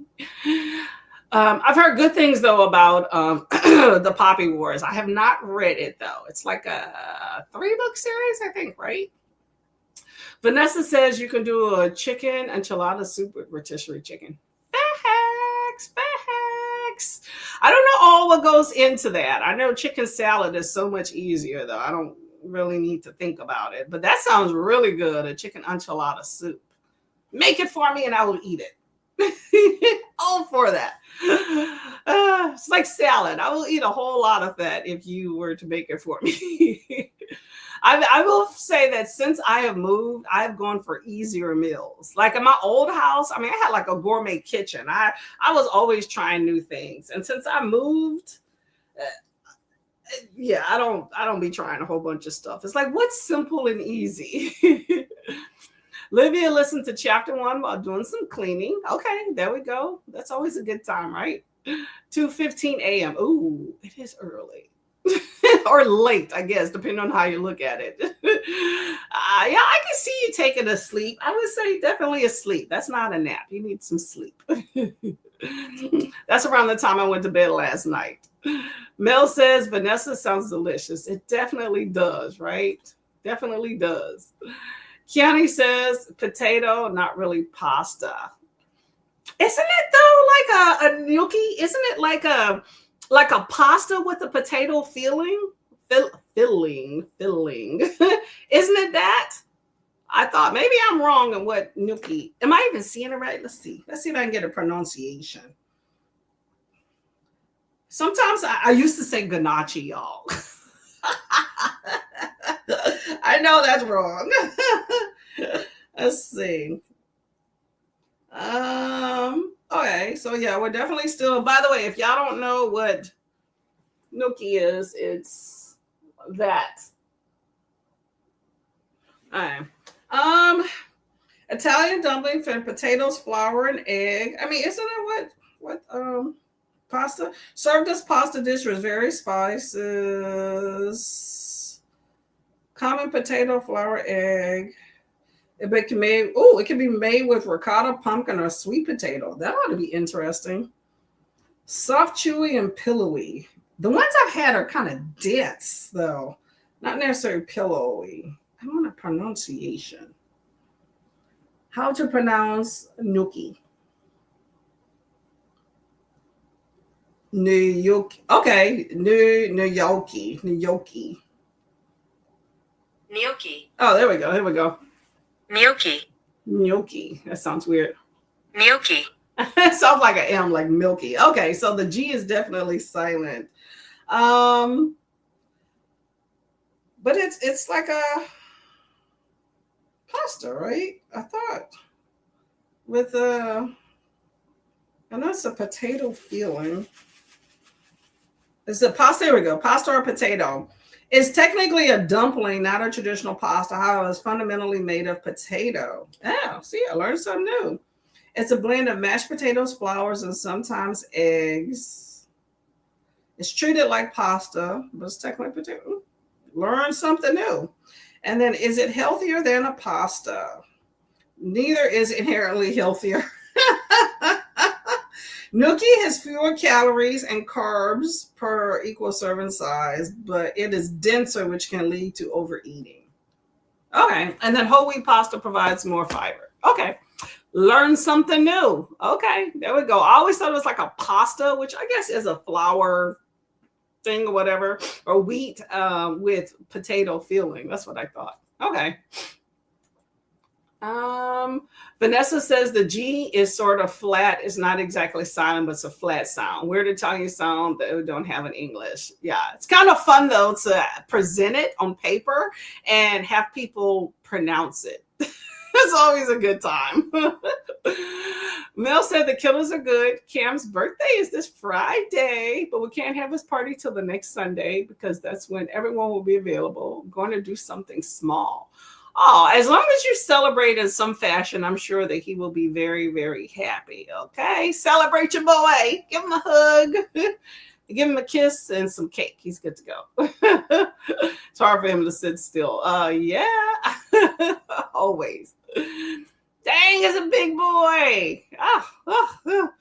On my walk, I was talking to my sister, just catching up. It's been a while, and she was telling me that her grandbaby is 9. I was like, 9? I remember when he was 4, he was trying to exercise and get abs. Oh no, I just watched them. I was like, something wrong. But yeah, these kids are growing, okay? Growing. Lets you know your own mortality, okay? It's definitely Vanessa says it's a pasta. To me, it looks like a combination of both. There we go. Yep, more of a dumpling. Exactly. It's a primo, but it's not pasta. Primo. What's that? Pasta is made of different things. Potato, egg, wheat. Gnocchi is very common in Italy. I mean, it looks like it's made of kind of that same thing, you know. I think it's just the way you present it, I guess. But it looks like it's a little bit of both, okay? But yeah, technically a dumpling. Yeah, I mean, yeah, it's not my thing there, you know. Is a pierogi. Yep. I like a pierogi. Okay. I definitely like a pierogi. And you can definitely tell that distinction between those. Gnocchis is more dense and it's kind of consistent, you know. So yeah, I understand on that one. And now that you mention it with them two together, in my head, I'm seeing more of that difference because I was thinking in my head that gnocchi had like a filling, like a tiny bit of filling, but a filling. And now that you're saying that, it does not. It's just a dense kind of bowl thing. So yes, definitely a distinction between those. But yeah, I love a good pierogi. Okay, I don't eat them all the time because you know it's a lot of carbs up in those. But pierogis are delicioso. No mad at that one. You know, a good way to eat pierogis though, or to cook them, is to air fry them. Now, people can. You know, we're probably going to come for that one. Same thing with ravioli. I treat those kind of the same. Is I like to air fry them. And it makes for a good snack because you can get it crispy or you can like put some sauce on top of them too. But it just maintains a nice crispy texture and very, very easy to make. So, but very good. Yum, yum, yum. Kelly says no, it's made out of potatoes. Oh, I get y'all. I have been schooled. I am not disagreeing. Gnocchi is actually made from potatoes traditionally. Yep. Yippers, yippers. It's nothing like having like homemade pasta, gnocchi, whatnot, but very good. Get like somebody that knows how to make it. The ones I've had have all been grocery store bots, you know, American grocery store at that. So that may be the reason for my opinion about not liking them. But I know plenty of people that do, including my husband. So on the off chance we do buy that packaged denseness, it's all him. All him. Uh, yeah, what Vanessa said. Pierogi is more Slavic, like Polish. Did not know that, but I can see it. I understand that one. Kelly says, I think of them more like dumplings and pasta. Yep. And Vanessa says, and you can fill pierogi with almost anything. They can be sweet with fruits or savory with potatoes and onion. Yes. And I've had them both ways. I actually really do like a dessert pierogi, but the potato with bacon, that's the best. Okay. You know what? I would love somebody to make me some fresh pierogies though, so that I could put the type of filling I would like in it.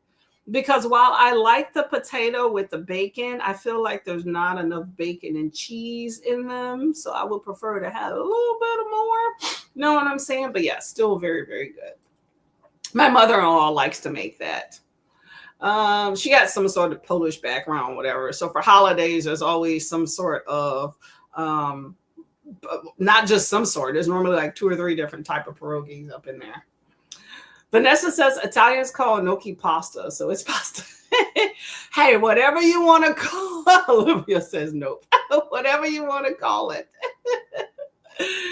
Exactly. Okay. You know, Italians, they want their pasta. Okay. Yeah, savory. You gotta love that. Gnocchi is primo. Nada. What is a primo? What? I'll look it up. I keep trying to see what is primo. Oh, primo piatto, the first course. Oh, kind of like, is that considered a primo, like an appetizer? Huh. I learned something new. I didn't realize that was like considered like an appetizer type thing. Okay, that makes sense. First course. How many courses are there generally during an Italian meal? Let me know. You're Italian. Okay, Olivia's like, I know my stuff. Okay, so how many courses generally do you have? And I'm going based off stereotypes, which are totally wrong, which is why I'm asking you. But I know, a lot of cultures have like different courses, like smaller versions, but I'm curious how many courses you have, and if that is at like every meal, or if that's just like the big family holiday get-togethers. Vanessa says, I love most pierogies. I had a grandmother who made the best blueberry pierogi. Ooh, I bet you that's good. See, if you can have a dessert pierogi like that, you don't need pie. It's almost like a pie, just miniature ones. I prefer that, actually. Kelly says, Livia has joined. How did we do describing gnocchi? We have gone through a debate, and we even got Google involved. I think we're on the right track. It is a primo. It is a potato. It is a dumpling. Okay. There you go. Vanessa's Italian too. We got a lot of knowledge in the house. Well, first generation, dad came over on the boat. Okay. You know what? You're here. Kelly says Vanessa Olivia is Italian and she lives there and was born there, native. Okay, there we go. Pasta or not, I love gnocchi. There, there you go. Put it on your plate. Mel has never had a sweet pierogi. I'm curious now. They're not as prevalent. I will say I've only ever seen them in the store once, so I don't see them often, but they are definitely out there. Let's see. Vanessa says, definitely defer to Livia then. I'll eat gnocchi wherever though. I've never seen gnocchi like at festivals and things like that, but I haven't looked either. Livia, usually we eat a primo and a secondo with contorno. Ooh, So 3-course meal, is that what that is? 3-course? Same meal. I've never had a sweet pierogi. I want to make some now. I bet you they're always better if you make them. So go ahead and do that. I don't mind filling things. I don't like making the dough. I have made dumplings before. I actually have a dumpling maker. I need to use it more, but I use wontons and you fill them with things. That's always fun. Vanessa Me says, I'll eat pierogi anytime, sweet or savory. Good stuff. Good stuff. Dense ball of goodness. Yes. Primo's pasta like, is that pronounced like macaroni? Like we do? Spaghetti and farfalle. Yay. You gotta love pasta. Pasta's so easy and good. We've got a butcher here that carries frozen homemade pierogies. Ooh, there we go. Actually, make some fresh. I like that idea. Vanessa says, I like pierogies boiled or pan fried. I've never air fried them. That sounds great. I'm going to try it. People like the Italian ancestors are probably rolling around saying, oh, hell no, I know she didn't when I put them in the air fryer, but I like them that way. So I've had them pan fried and boiled. I started off boiling them. I won't say that's my favorite. I definitely prefer pan fried or the air fryer. But put them with like a little Alfredo sauce or that 4-cheese ragu pasta. Chef's kiss. Love it, love it, love it. But my favorite way to do them, truthfully, is to air fry them and then just drizzle some of that cheese sauce on top of it and good to go. Livia says pasta al voro is pasta made like flour, water, and eggs, like tagliatelle. Yeah, see, there's so many different pastas out there. I can't say that I'm schooled in all of them, or even half of them, probably. You know, give me a good elbow pasta or bow tie or angel hair, and I'm good. That's about the only ones I really mess with there. Kelly says, we cannot find good Polish food here. We had a lot more in Chicago. Yeah, you got to go to an area that, like a Polish area. There's actually a Polish restaurant, like, I don't know, maybe an hour from here that we went to that was okay. I don't know. It was okay. I wasn't impressed. My husband went because like background and stuff, but you know, they had good pierogies. I think that, and their potato, that was the best. Everything else, neither one of us were really that impressed by. But there was a lot of Polish people that came in and out that, you know, you can tell it's a favorite meeting spot there. Chicago has a large Polish population. Yep, you got to go to an area with the population. Mel says you need to share the blueberry pierogi recipes with me and Kelly. Drop it in the Discord there, okay? There we go. Vanessa says to Mel, I don't have it. She passed away. I'll see if my former stepdad, her son, may have it. If I can get it, I'll share. There you go. There we go. Sharing the wealth. Much appreciated, okay? Livia says ravioli and tortellini is pasta al ovu with filling.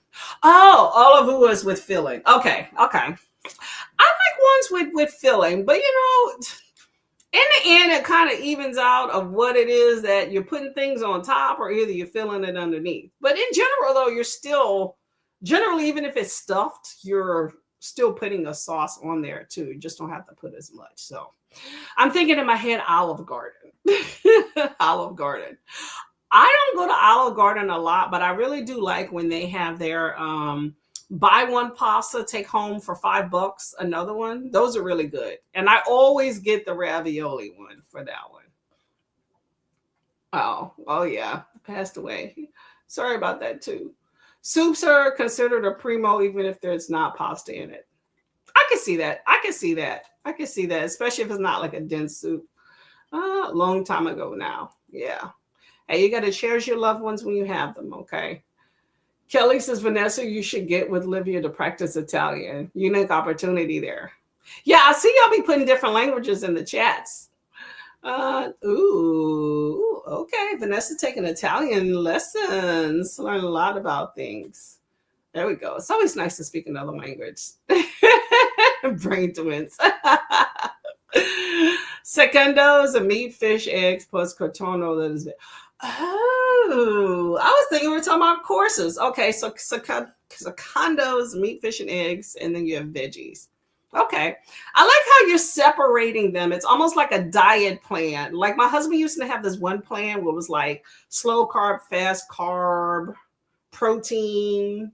What was the other category? Was it fats? Anyway, it was this diet plan that he used to follow where you, excuse me, you make your meals based off of what type of, oh, I got to stretch, sorry. You make your meals based off of what type of carb or what, excuse me, oh my gosh. Oh man, am I allergic to something? What's going on? But you organize your meal based off of what type it is, not necessarily the food, of what category that it fit into. And it was a whole category listing of, hey, this is low carb, this is a fast carb, this is protein, things like that. So it's very interesting if you're taking apart your foods, like on a plate, like, hey, this is this, this is this, this is this. But if you're making like a pasta or like a lasagna or a casserole, I think it gets kind of cloudy because everything's meshed together of what that is, you know. Kelly says, for sure. All for sure. Hello, Chris. How are you doing today? Welcome to the fold. What are you reading? Let us know. We're about to go to a sprint. Livia says, if you go to a restaurant, you'll find pasta dishes, but also soups, dumpling, gnocchi, under primo. Okay. Yeah, I'm sure you probably a variety of stuff. Find it strange if I said gnocchi or pasta. Exactly, right. You know, especially here, everything gets grouped together, you know. My favorite way to make pierogies is to boil them, then finish them off in a pan. Ooh, that does sound pretty good. My husband did that once. You got to have patience. I am so not patient at all. Chris says, hello to everybody. And Livia says, if you go to Rome, you can find gnocchi romani, but don't be fooled because they are different from normal gnocchi. They're made with semolina. That's rice, right? Semolina? Let me know. I mean, I bet you'd have an interesting flavor to it, though, you know? Livia loves gnocchi, but don't like gnocchi romani. Ooh. Okay, so you don't like it when it has semolina. Is it the flavor? Let me know if that's the flavor that's going to get to you. I don't know. I'm not a big fan of that one anyway. I think it's just that denseness, the texture, the look as well, not going to lie. There's certain things I just don't mess with. But I think it's just that texture, that denseness that I don't like about the gnocchi flavor. Where is... Sorry, I lost track of where my cursor was. Oh, here we go. Mel says that y'all are educating her about pastas. Definitely. Livia said, Vanessa says to Livia, I prefer traditional potato gnocchi over other types. Yeah, I always thought there was just one type. So education here away. Okay. All right, team, I'm out. I will see you around the internet soon. Well, thank you very much, Kiani, for coming by. Have a good sleep. Not a nap, but a sleep. And hopefully you wake up refreshed, ready to tackle more books, okay? Night, lady. Well, thank you. Much appreciated. Much appreciated. Hopefully we don't keep you awake. Vanessa says bye to Kiani. Have a great sleep in your time zone. Many blessings to you as well. Chris had a publisher send me an email warning me that my book was archiving on Thursday. Okay, so I'm taking it as a hint they want the review by Thursday. I've never had a publisher pressure me to review. That is definitely interesting. Did they send you a physical copy? I wonder. Well, you said, hold up. You said they're archiving. Hold up. Let me reread this. Archiving. Ah, is this NetGalley? I'm curious because I've have I had? I don't see. Here's the thing, y'all. Okay, here's the thing. I'm good with my NetGalley reviews, right? If there's a book on my NetGalley list that the publishing date has already passed, it's normally because I got it like you know how you can do the read nows or whatever, or a book that's been published but the archive date hasn't passed. Many of them the archive date is before, but some of them are after. So right now I have two books that are past the publishing date, but I only recently got them, which was past the publishing date. So the archive hasn't popped up. So I'm going to read about the archive date because I just wanted to read the content.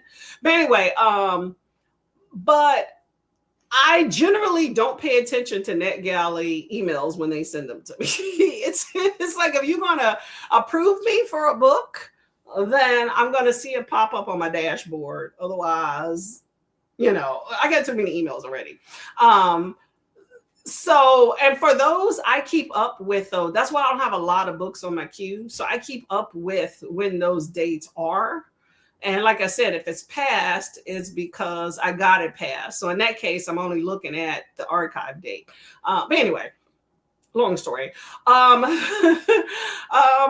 interesting. I think they're just trying to keep you on track. But if that's not NetGalley, then I'm not really sure what that is. But they want all those reviews as much as possible because that's kind of like their bread and butter. With making sure that, hey, like if this is for ARCs that you're reading, their bread and butter is to get these books on this system, get some reviews for them as much as possible before, our contract or whatever is done with these people and it goes in an archive. Then I guess I don't have to worry about it after that. So you might not have a whole lot of, yes. Oh, I thought my husband was at the door. So they may not have enough reviews on it, or they're just trying to make sure it's that last push. Either way, go ahead and read and get that review in. Wheat. Oh, wheat. Okay. Learn something new. I thought it was rice. Okay. Livia says, when we go to restaurants, you can have appetizers. We call them antipasta. Yes, like antipasta salads. I always thought that was meat. And generally are types of hams, cheese, and some on the board that you can see. Yes. And that's why I like those salads because they're hearty. But that's where I got the term in my head of antipasta from.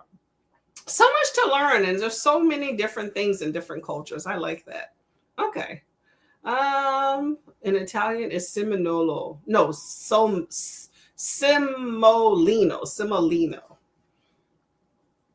Sleep well to Kiani. And Mel says, I'm trying a new to me sparkling water flavor. Waterloo root beer flows. Surprisingly good. That sounds delicious. Okay, so when you're saying sparkling water, I'm assuming this isn't like LaCroix, which I got an amazing deal on, y'all. I got like about 15 cases, if not more, on the floor in my house. But Waterloo. This does not sound like a root beer float. This does not sound like one of those 0-calorie natural drinks. Waterloo is a special. Also, the root beer float is a limited edition sparkling water in collaboration with Guy Fieri's Flavor Town. Okay. Blends earthy root beer spices with lush vanilla notes, 0 calories, 0 sugar, 0 sweeteners. Really? Oh, I'm eating my words. That sounds awesome. Okay. This tastes like a nostalgic cream soda taste. Ooh. Limited release. Inventory fluctuates. Apparently it's at Target, Walmart, Kroger. Ooh. Oh, it looks like they had a cherry jubilee as well. Let's see how much is, of course I get an error message. I'm trying to see how much this bad boy cost here. Let's see if we can get it. Walmart. How much did you pay for a 6-pack? Walmart. That sounds yummy. I just went to the grocery store yesterday. I'm not trying to be going, oh, do $10. $10 for, is that a 12 pack? That's a 12 pack. Okay. Oh, this is a multi pack. That sounds delicious. Well, you can just go ahead and ship me 2 to the house. I'm not asking a lot, just 2. Just give me 2 cans. That's just 24 ounces. You're good. You won't miss it. To me, I wouldn't even use the word surprisingly. I would think that would be good. Like, I'm a root beer fan all the way, root beer, cream soda. So I wouldn't even hesitate to think that that is good. I just try to, not that I always succeed, but I've been trying a lot lately not to have as much sugar. I feel like I've been doing things way too much lately. Should be wheat. Okay, so semolina is wheat. Rice is riso. Oh, yes. Okay, that makes sense. Rice is riso. You found rice under primo too, like risottos. I like risotto. I don't cook it well, but I like risotto. Chris says, hello, Mel. It was a NetGalley ARC. It was weird to get because I've never had a publisher do that. I've had a publisher email repeatedly to post my review on random sites. Oh, really? Oh, so, okay. So it wasn't NetGalley. It was the publisher themselves. Oh, that's interesting. Yeah, they normally don't hound you. Interesting. Maybe they're really hurting for reviews on this book. Did you like it? You know what's crazy is that I still have not heard back from MF and Sharks. I think the publication date's coming up too, so I don't know. I even emailed the publisher, but I haven't heard of anybody that has heard back from that NetGalley ARC. So I wonder what's going on with that book, if there's some issue with it being on the site. Has anybody requested MF and Sharks from NetGalley and heard back from them? I'm just curious because my request is still pending. And then the publisher, even though I emailed them, didn't respond. So may miss out on that one. Chris says, if the publication date is months after the archive date, I usually go by the publication date. A lot of sites won't let you post your review if a book has not been published. That is true. Goodreads and Storygraph will let you post a review if it's been published, but Amazon will not. So yes, I agree. And I always go by the publication date too. However, for the books that I recently picked up that the publication date has already been passed, but they're still on the NetGalley site allowing you to select it until the archive date, those then I just keep in mind the I use the archive date as my new like expiration date. That's why I basically have a date by which I need to submit. So instead of being pub, it is now the archive date, since it's already out there. I feel like it shouldn't be a penalty either because it was selected after the published date as well. Olivia says, but in summer, families make frequent y'all. My eyes. They're getting blurry every now and then. Sorry. Still dealing with fallout from the procedure there. In summer, families make frequent insalata. Is that salad? Chorizo. But there is not insalata in it. No salad, but many cool ingredients like tomatoes, mayonnaise, veggies that are conserved under oil. Okay. I bet you in Italy, a lot of these dishes that I'm like, I'm not going to touch here, which there's tons of options. And that's the reason. I'm pretty much almost all these dishes I say I'm not really a big fan of, like pasta salads and gnocchi and things like that. It's not from the source. This is like Americanized way from a box, not the same. But I bet you in Italy, I would be eating that stuff up like it's candy. Okay. So different story there, but I bet you it's delicious. Mel says, I don't know if you have an Aldi near you, but that's where I found my cake. Really? Yes, we do have Aldi. I was a huge Aldi fan before I moved here. And the grocery stores near me here aren't as close or convenient as when I stayed in New Jersey. When I moved, I felt like shopping got very inconvenient here. So instead of it being down the street where I can just go, which meant I went a lot, here, not so much. I have Walmart near me and I tend to go there more frequently, but it's not even the food Walmart. That one's across town. So I combine that with the library trip. But not as convenient. And Aldi definitely isn't as convenient out here. You have a lot of Publix, which I don't mess with because they're Trump people, but also they're super expensive. They have everything you want in there, but that sucker is expensive. Okay. Aldi out here attempts to compete with Publix, which is like on every single block. But Aldi out here is even expensiver than Jersey because it's competing with expensive Publix. So I tend not to go there frequently either. I've never been I'm buying my food at Walmart, and that's what I became when I moved here. Plus, there's a really cheap surplus discount store, grocery store that I go to. And that's where I primarily get a lot of my food. So shopping different here, but I might have to I would have to Google. I can't remember. I haven't been Aldi in months. I'm gonna have to go find where that Aldi is, maybe pick up some stuff. Waterloo and Polar are my favorite sparkling water brands. Ooh. My favorite sparkling water is Home.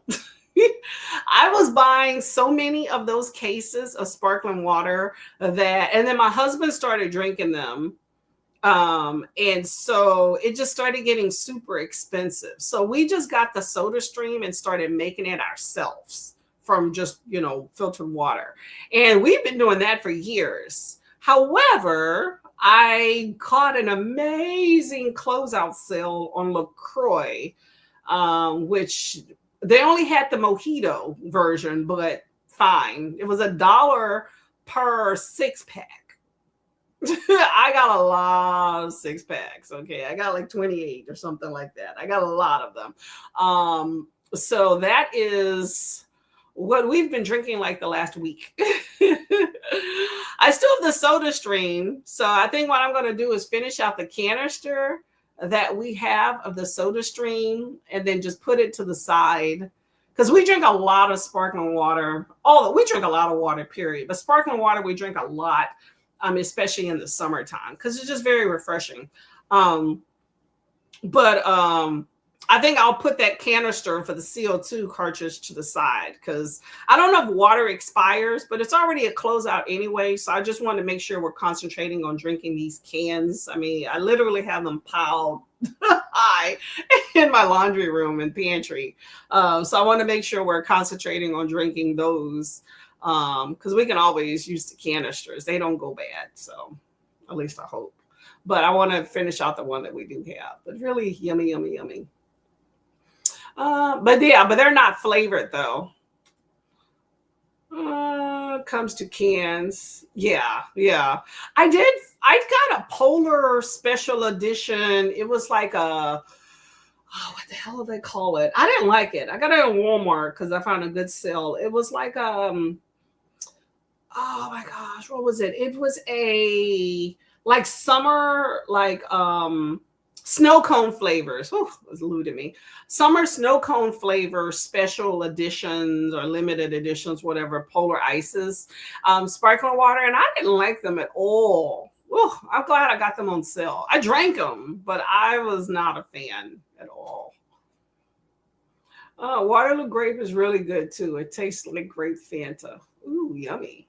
Yeah, I love those as long as they don't have like any calories, if it's flavored, natural flavors, but I don't want caffeine, I don't want calories, and I don't want any sort of artificial sugars.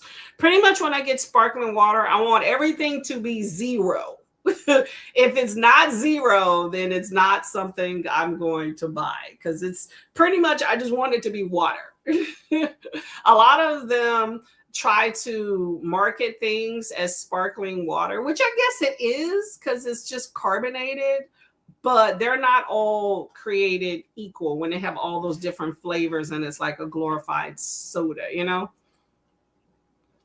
Mel says for bottled sparkling waters, I like Chico and Pure Aqua Italian sparkling mineral water. Hmm. I've heard of Chico. No, I'm sorry. I've heard of Pure Aqua, but not Chico. Yeah, I don't buy bottled like or mineral water. I don't buy those. But I don't really buy sparkling water in a can or in a bottle. Um we stopped like with the can. Once we got the soda stream, we stopped buying those on a rare occasion, but yeah. There's some good stuff though. Hey, I can always stretch my vocabulary, Olivia. Okay. Mel says, "Where did you move to, Courtney?" I moved to Florida. Yeah, I got in bed with this state because I wanted blue water and heat. Mm. Dealing with that fallout. No, not in Jersey. We moved a year and a half ago here, so it's been lovely. It's been lovely. Mel says, I need to get a soda stream. I drink so much sparkling water, cutting out soda and juice. Yes, but it's nice though. It is nice cutting out soda and juice. Because you don't have all that excess fillers and calories. Plus, that carbonation with the sparkling water does fill you up, so you tend to drink less. Plus, I feel like that carbonation, it almost like it almost adds like even if it's plain, there's kind of like a saltiness factor, I think, to the carbonation that makes you seem like you're drinking something. But you know what I tend to do? I call it cocktails, which are really just mocktails in my house. I make them for my husband and myself like all the time, all day, pretty much. But I'll use sparkling water, like the soda stream with nothing in it, and then I'll infuse something else. Like you can add fruits or you can add like a little juice if you have at the house. So that's another way to cut some of that sugar. So if you still want some flavor, just add in some juice or something that you have, but you can just hook that up any way that you want, do your own little infusions. Like I make all sorts of random cocktails at my house, or just drink it plain, which I don't have a problem with that. But it definitely cuts your budget because it can get very expensive buying these 6, these 8, these 12 packs. And not to mention the destruction on the environment, because when you're buying those prepackaged items, everyone comes with some sort of disposable products or casing or whatnot that you're now throwing away into a landfill. Whereas with the soda stream, you have the reusable bottles and you're basically using water.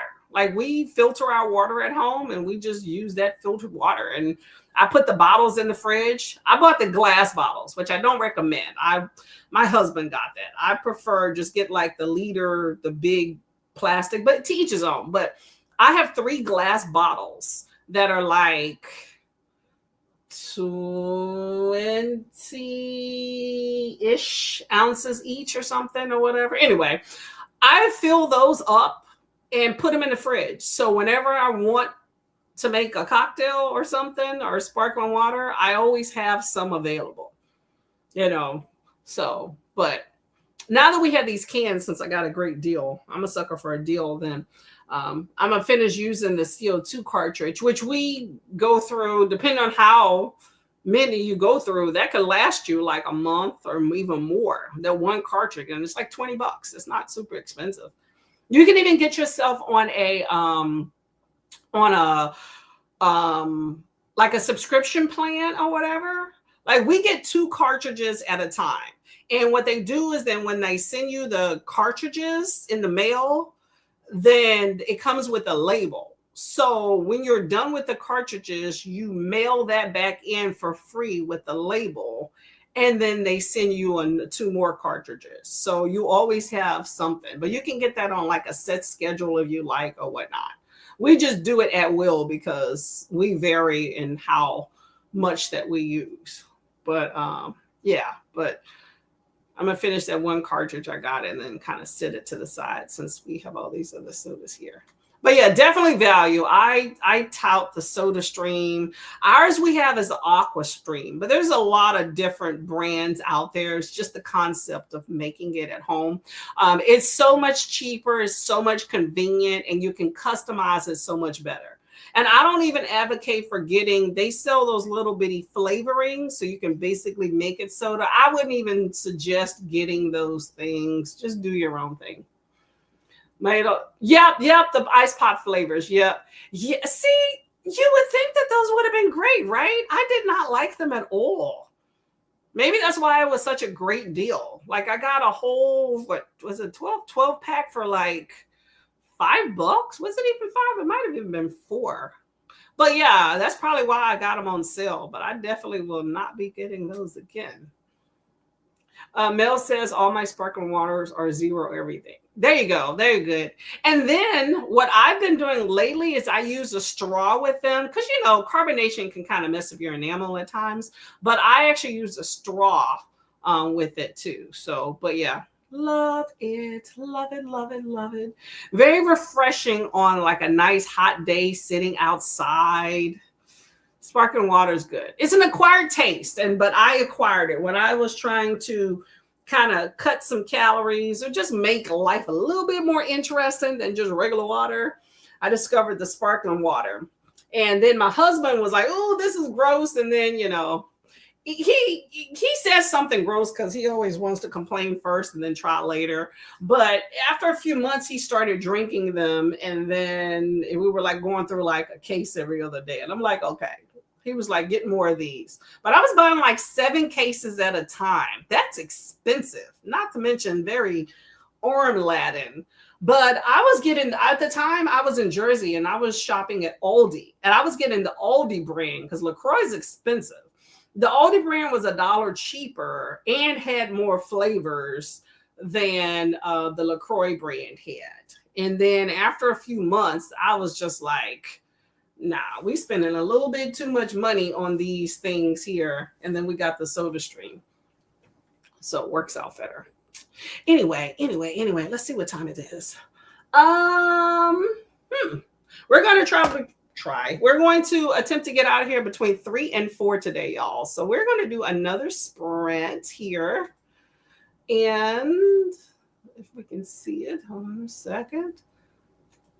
Okay, and we have butterflies. We are trying to do all sorts of colorful things since we don't have any sort of pride timers besides or pride things. I have my band, which I need to take off because I'm going to go wash my hair on this next sprint. But we have colorful butterflies, y'all. We have red, light purple, green, and a dark purple. Okay, so I am going to be true to myself and choose that number 4 over there. Y'all already knew. Number 4 for the win.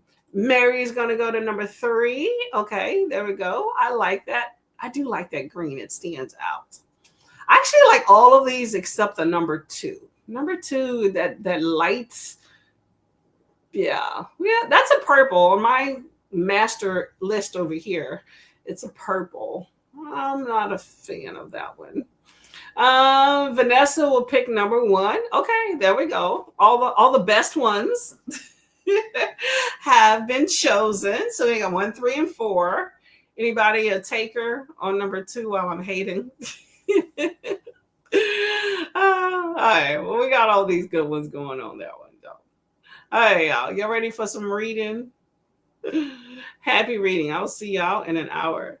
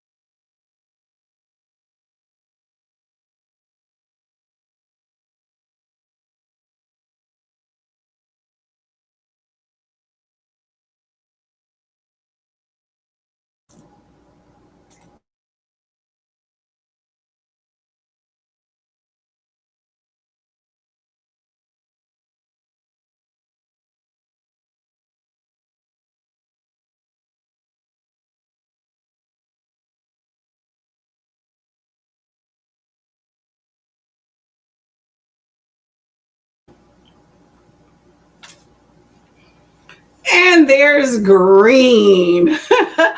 Okay, green, green, green is the winner. Mary, there we go. There we go. How did that sprint go for everybody? End of our butterfly race. How did it go? Excuse the mess, although I do think this is kind of cute. But in the middle of washing hair, I have done that. Still need to do the conditioner. 5 minutes was not enough time for me to put in conditioner. So I figured I would just come back and do it on the next sprint. So what did I do on this sprint? I washed hair. That's a plus. I had a snack. I spoke to my husband, made a phone call. I detangled, which took forever. I detangled my hair last night. And then I put a lot of conditioner. I think it was very, very well moisturized. And then I, of course, then had to detangle again today. So that is the thing about black hair. There's a lot of detangling. I feel like more time is spent detangling than it is actually like washing and conditioning and stuff. So, it's the nature of it. I'll take it.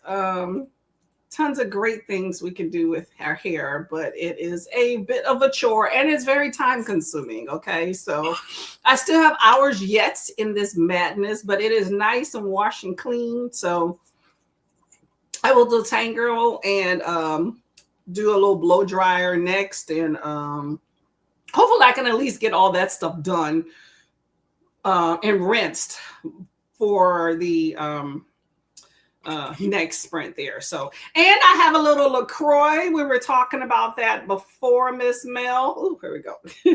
We got LaCroix in the house, y'all. So this is the mojito flavor.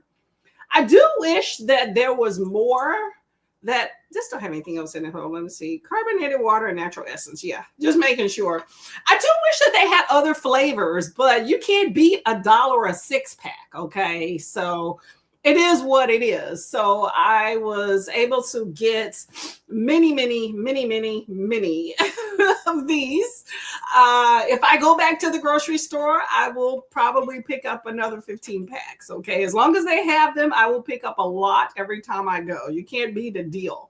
Sometimes with closeout and discount stores, then you need to make sure that, you get what you can while they have it, because they might not have it next time you go. That's one of the things about discount stores that could be an issue. So anyway, mojito flavor is good. I just wish there was variety, but I will take that because you can always change the flavors. And that's one of the good things about if you do the Soda Stream at home, in that you can make your own flavors. Just make whatever, the regular one at home and then infuse whatever, which I still do that with this one too, infuse other things inside of it.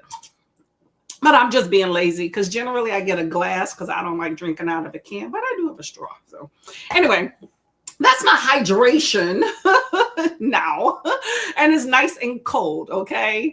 Let's see. So I didn't listen to my book. So hopefully next sprint I can listen a little bit more to my book. For that one. So where were we at here? Mel is choosing the pink for Nova. I think it was like a light purple. Yeah, that was number 2. We had the green knock it out the park there. Hello, Agent T. How are you doing today? What's going on, girl? What you up to? Everybody say hello to Agent T. The Dragon King. Mel is 62% into that. Okay. Is that what is the Dragon King about? Mel is not a huge fan of LaCroix, but I would definitely grab some if I found a sale. Exactly, right? Yeah, I mean, LaCroix is okay. I know a lot. That was like the big it brand for a while. I don't see people with it as much because there's so many more brands out there. And I think that sparkling water is really kind of caught on as being more trendy and all that stuff. Is this the Dragon King right there? But it can get expensive. But yeah, $1, I couldn't beat that. I saw that on the website because I monitor the website. I like to go at least like every 2 weeks just to see what this closeout sale has, because it's like across town. And I'm lucky. I stay in an area where there's two. One's further than the other, and I would prefer to go there. However, this other one's on the way from the library, so I try to, well, a little out of there, but I make a point to go there. But yeah, I saw that and I was like, ooh, I am going. I made a trip right before our trip to Sarasota to make sure, just in case they ran out, because normally they have at least a pallet or two of stuff, but you never know. But they had a lot, so I picked up a lot of cases then, and then I think like 7 or 8 or something, and the case is a 4-pack, so it's $4 a case for 24. And then when I went to the grocery store again yesterday, they still had some more. It looks like the same pallet, so I went ahead and picked up some more. So if I go there again, I'm gonna, because they will get drunk. It may take a while, but I'm one of those people that have house will stock. I buy in bulk if it's gonna get me a good deal. So Dragon King is an adult romance fantasy. Forbidden love between two princes, dragons, magic, and political intrigue. Ooh, Xandrith. I like the name. Queer black. Ooh, queer black main characters. Oh, it's a debut. Okay. Is this I'll take a screenshot. Hold up. I'm trying not to put things on my list unless I can somehow get them.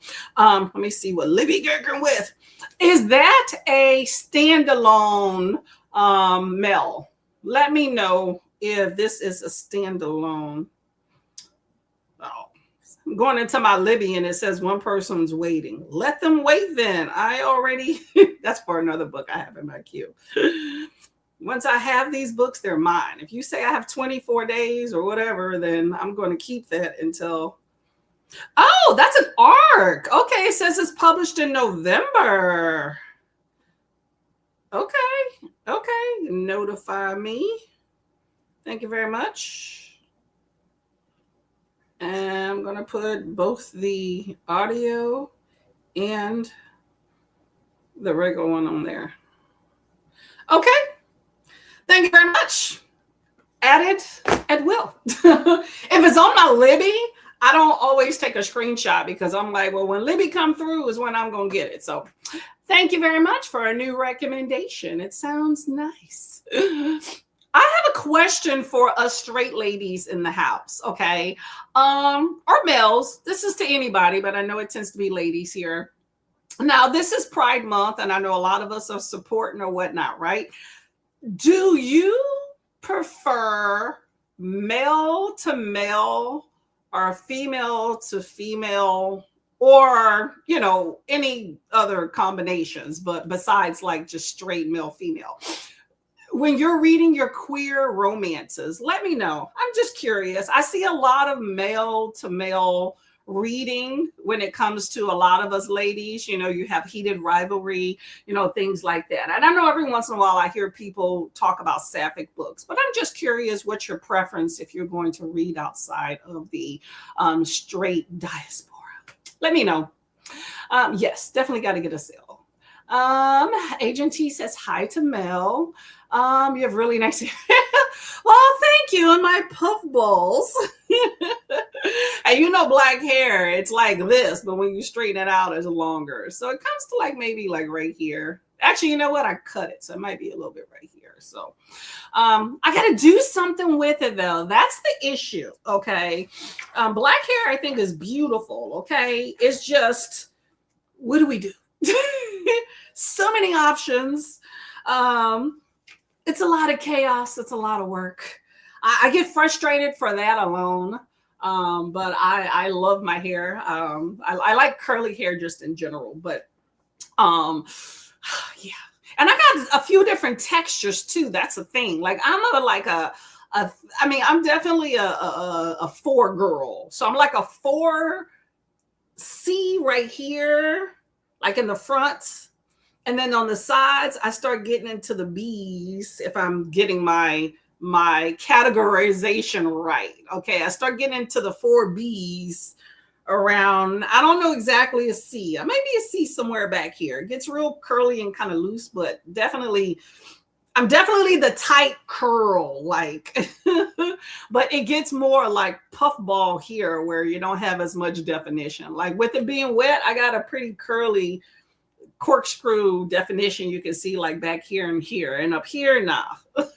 Anyway, I just want some healthy hair. That's about it. But I love the things you can do with black hair texture. I think it's amazing. You gotta have some oomph to you. It's not gonna come easy, but many things that are well worth it do not come easy. Okay. But one of those things I do is I have patience because I'm not trying to spend money and I don't like other people playing in my hair. If I'm going to cause some damage and get some damage done, I can do that myself versus somebody that don't know me experimenting and cutting my hair off or creating more split ends. Let me say I did that, Anyway. Agent T says hi to Livia. And Livia listened to another couple of chapters. Okay, keep at it, Miss Lady. Keep at it. The Dragon King is an adult male romantasy written by Terry Benton Walker. Yes. That sounds, hold up. The author's name now is sounding familiar. Was that Blood Debts? Hold up. What's that author's name? I feel like I've read something by this author, Terry Benton Walker. Yes, a guy. He's cute. I think, isn't he non-binary or something? Blood Justice. Okay, I knew it. Blood Debts and Blood Justice. Okay, yes, I did read that series. Okay. I'm sitting there like, hold up, that does sound familiar. Okay, so I have indeed read something by him. Or him, right? I don't want to disrespect him. I saw a guy. Let me know. I'm going to have to pull it back up there. But yes, I've read something by Terry. Yes, it is. Awesome. I love it is pretty, right? I mean, you got some purple in there. You're already attracting me, okay? So, yes, the cover is definitely nice. Yes, I did. I love a standalone. Y'all know this. Y'all know this. I'm a creature of habit. You know this. Give me a standalone 350 to 400 pages. That's my jam. You want to add in a good storyline, some diverse characters, a little romance, a little magic up in there, somewhat of a mystery, a little sexiness, but not too much. But we got to have a scene in there, or two, and they're there. A girl ain't asking for a whole lot, but you're not. You're reading for Coda's gaze. Oh, gaze. I saw this at gaze, exclamation mark. Y'all, I'm blind. I'm telling y'all, that doctor did a number on my eyes. That's why I'm reading like this. Okay. I called and the doctor was like, well, that's just some unwanted side effect. The blurry vision will go away. The feeling like something in your eyes will go away. That has been easing up, I will say, because I'm not popping them eye drops like every 20 seconds like I was before. But I'm just like, you know what, lady, you need to do something different next time I come to you. At least she got back to me, though, I will say that. Yes, I am also reading for Gay Shit as well. Although I finished Giovanni's Room. What I'm reading right now is not for Gay Shit. I did finish my first book for that. I don't know if y'all, no, that's not it. Where is this book at? Giovanni's Room by James Baldwin. So that's a classic book by him. It was pretty good, it's one of those like coming of age, getting to know who you are, type thing, getting to know yourself, that type thing. So while I'm not always a big fan of that, it was written very well. So good job on that one. But right now I'm reading another one. NetGalley. Yeah, I figure you got it as an arc on there. I wonder if they'll give me. Is that still on there as needing to be read? They need some readers. Let me know. When is it published? I don't really have a preference as long as the story itself is good. Okay. See, I don't know. I feel like With me, um, I can be particular, especially when it comes to like sexy scenes. Some things just kind of just isn't in my wheelhouse when it comes to sexy scenes, right? And I could probably, I think when it comes to sapphic books, I'm probably a lot more in a graphic novel format more than a traditional format when it comes to that. I feel like maybe I tolerate more male. You know, I'm a female. Inherently I'm attracted more to males than to females. So I think when there's certain things are being described on page, I think in my head, I think I'm a little bit better when it comes to male. But I've read books of a little bit of everybody. I do like just a nice story, but I prefer it to be more of like a cutesy story versus like really graphic when it comes to females. You know, I think of I think of when it comes to like raunchy sex scenes, which is what a lot of these authors do, though at least the ones I read, they tend to be raunchy. I think of males like initiating all of that stuff. I think of us females as cute and sweet. So I feel like it kind of ruins and for me when us females are being raunchy too. And it's like, you initiated that with her? How dare you, you little vixen. I don't know. It's weird, right? I have a complex. We know this, okay? It's okay. Hydrate. And we're back. Okay. Mel says he's the author of Blood Debt. There you go. And Alex Wise series. I did not read the Alex Wise series. I don't know about that. Anthology called The White Guy Dies in This One. That sounds familiar. I think I have heard of The White Guy Dies in This One. I could be wrong. There's a few books of like they die in the end and things like that. So I'm not sure. But Blood Debts, definitely I've read that series and it was pretty good. He is cute, identifies as, oh, he is a man. Okay, that works. Yes. Yeah, he is cute. I was like, okay, bro. I got a story, right? So I'm always full of stories. When I was in college, there was this guy, you know, he was cute, he was brown. I was like, okay, he was kind of skinny, but I was like, okay. And he kind of grew on me. So I was like, you know what? Let me ask this guy out. Me and my other man broke up. I'm ready to date again. I don't normally be asking dudes out. Like, I'm confident, but I'm not that girl. Like, I'm not like, what if he rejects me? Yes, I still have that, right? But still, I was like, I'm going to get some balls, some cojones, you know. I have more cojones now than I did back then. But I was like, I'm going to ask this guy out. And I was the RA in the dorm. So I seen him around or whatever. And I was talking to him one day, just trying to get some nerve, I guess, or just kind of feel it out if it would even be whatever.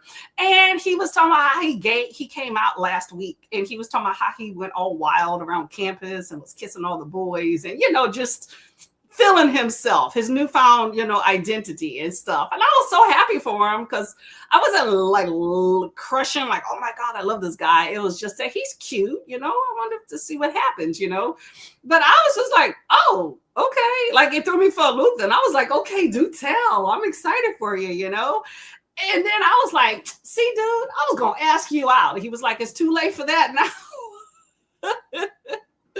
I was like, okay. And then there was another time, I'm just thinking of all my queer stories, I guess. So that one's that one. And then there was another time I met some people at a club. I wouldn't do this now, but I was younger. I was in college. And I met these people. It was like 5 of them at a club, a regular straight club. And they were talking about how they were going to go to this gay club across town. I had never been, but I'd heard fun things about it. So they were like, you want to go? I was like, okay. Like 2 of them were straight. So I'm like, okay, let's all go, right? And I'm in there and they had the best music. Okay. I was having a ball. Okay. It was a good music. They had little dancers, booty shaking. I had a good time. And then this lesbian was started dancing with me, right? People just kind of settle up and dance, right? And then we're dancing. And then like, I'm not a big fan of people touching me, period, but also just touching me and dancing. Like, I don't know you, male, female. I'm just not that. touchy-feely girl.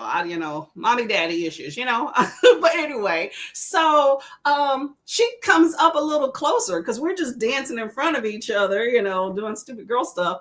And then she like kind of whispers or whatever, "Hey, are you a lesbian?" And I'm like, "No." And it just, I don't know, it just threw me for a loop. I guess I wasn't thinking about, I'm in a gay club, she may be interested. I'm just like, oh, this girl's dancing with me. You know how girls will dance in a circle. I'm just like, hey, I'm having a good time.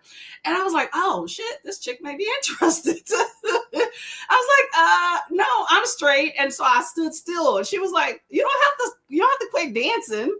I was like, oh, okay. I kind of thought that since she asked me if I was straight or if I was gay, and I said no, I was thinking she was just gonna walk away. I don't know. I had a good time, but we danced for like another song, and then eventually she left. She was like, she ain't giving me no play, but it was just a weird scenario. And then, have I had any other scenarios? Oh yeah, I was in a club. Yeah, I spent a lot of time in the club back in the day, y'all. I didn't take nobody home or do drugs. I just was in the club. Okay. I was dancing with some guy, and then he asked, could him and his wife take me home? And I said, I'm not into that. And they were like, are you sure? I was like, yeah, I'm good. He was like, okay. And then we finished our dance and he bounced. Okay. But I did see him from the corner point to me after his wife and then shake his head no. So I was like, I guess he was letting it know. So I'm like, okay, I got it like that. Anyway. Y'all, I'm in a chatty mood today. What is going on? Did somebody spike my LaCroix? I think something's in this, okay? Maybe the fermentation of the water. That's why it's $1. Somehow, with the surplusness of it, something's off. I think I'm just going loopy because I know I got another 4 hours of hair and I don't want to do it. That's probably it. Okay. Anyway, that says I think you can still request it. All right. Let me write this down because I'm definitely not going to be going like right now. Let me see. Where is June? If I don't write things down, it does not exist. Can I get a ink? The Drecon King. I was gonna film a TBR because I actually have some books. Where's my list? 1, 2, 3, 4, 5, 6, 7, 8, 9, 10. 10 books on my list for the month. But I could definitely change them. Hold up, NetGalley. Okay. All right. There we go. Yeah, I got like a lot of like serious books. I got like maybe 1 or 2 like fun. But I got some serious introspective, professional, big girl adult books for gay shit. I need some fun. Thanks for the recommendation. I'm gonna definitely check it out. Okay. Agent T says all of you are making me want to go book shopping. I mean, do it. I don't have no issue with that. Now, I have an issue with spending money, but book shopping, no. But here, I'm going to give you a link in case y'all haven't seen it. Free ebooks today at this link, okay? This link, paste. There you go. So if you go to that link that I just put in there, you can go shopping for free. Those are mystery, crime, thriller books that you can get for free. Just make sure it says free today for Stuff Your Kindle. You're welcome. You're welcome. Or go to the library. That's what I do. Or NetGalley. NetGalley. There we go. Mel says if you go book shopping, you're obligated to show us the book. Exactly. That. Oh, yeah. Of course. Let us know. Your TBR can always take more books. Do not limit yourself. That is the self-defeating prophecy. It can always. Now, will you get to them? No. But, it's to be read. What's the difference if it's today or in a year and a half from now? Just put them on the list. I use the library, so I don't mind when people are like, hey, this book is coming out, like the Draken King, right? If NetGalley says no, as they've been doing a lot with me lately, it's okay. My library, it comes out in November. And then I just roll the dice if the library is going to get it or not. The fact that they actually have it listed means that they may actually get it because it says it's published in November. It actually had that and it had the thumbnail. So it's a likelihood they are going to acquire it. But that's fine. It gives me more time to read the books that I currently have. So you're good. You're good. Mel says, yes, you can. Just nudge some books to the side. Exactly. We are your cheerleading team. Agent T says, any books I buy this month have to be read this month. I already have 22 that I need to read. What's 23 then? What's 23 when you have 22? You're good. You're good. And you don't have to read it this month. What happens if you don't read it this month? Like I don't know if you follow Princess Does, right? She goes, what they gonna do? Beat your ass? What, they gonna beat your ass? You know, there you go. Just put it to the side and read it next month. Any books I don't get to, I roll them into the next month. I'm pretty good though. I try to be very manageable in the books that I know I can get to. And so generally every month I complete my TBR that I set, if I set one. I try not to go too overboard. I'd rather add books than take away. And that's what I tend to do. So 8 to 10 is what I normally set. And I normally get to that. There's 30 days in June. You can read a few more. Exactly. Get that audio on, forget people, forget work, take it to work. You got this. You got this. Don't limit yourself. High aspirations. Okay. Here's your free books. Okay. Go and get them free books. I picked up 4. That's a lot for me. I picked up 4, y'all. And there's a mail. I don't know if y'all were here earlier. I know I'm repeating myself, but I didn't know who was here earlier. There is a mail book on there, on that list. At least there's probably more, but that's the one. I saw the one that I denoted. And it was pretty good synopsis. Student obsessed with the teacher. Sounds pretty groovy. I can't go to the library. It's too close to the bookshops. It is tempting because the library tends maybe not to have something and you just go buy it, right? But just limit yourself, See, I am a lady of a particular monetary restriction, or I'm just cheap and broke, okay? However you want to say it. So I stay away from bookstores, not that we have too many around here. And library it is. I made that decision when I first started BookTube, because I used to do Kindle Unlimited when I first started BookTube. And then y'all started talking about all these damn books that Kindle Unlimited did not have. And so I started using the library.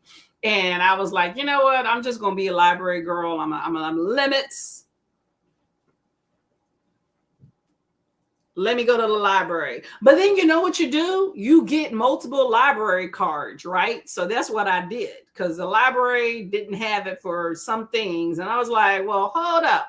Somebody on stream was talking about hustling library cards. And I was like, well, let me hustle. I got a mama in another state. So I got 2 library cards. So between them 2, I'm good. Andy, stuff your days. I'm not buying any books.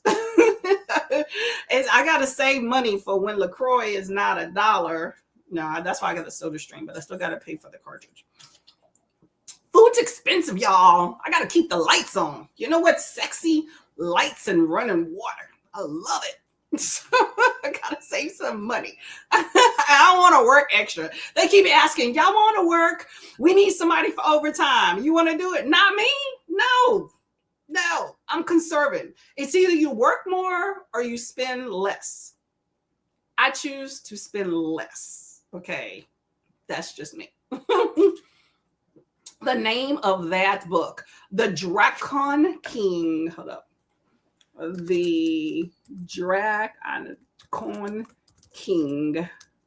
There we go.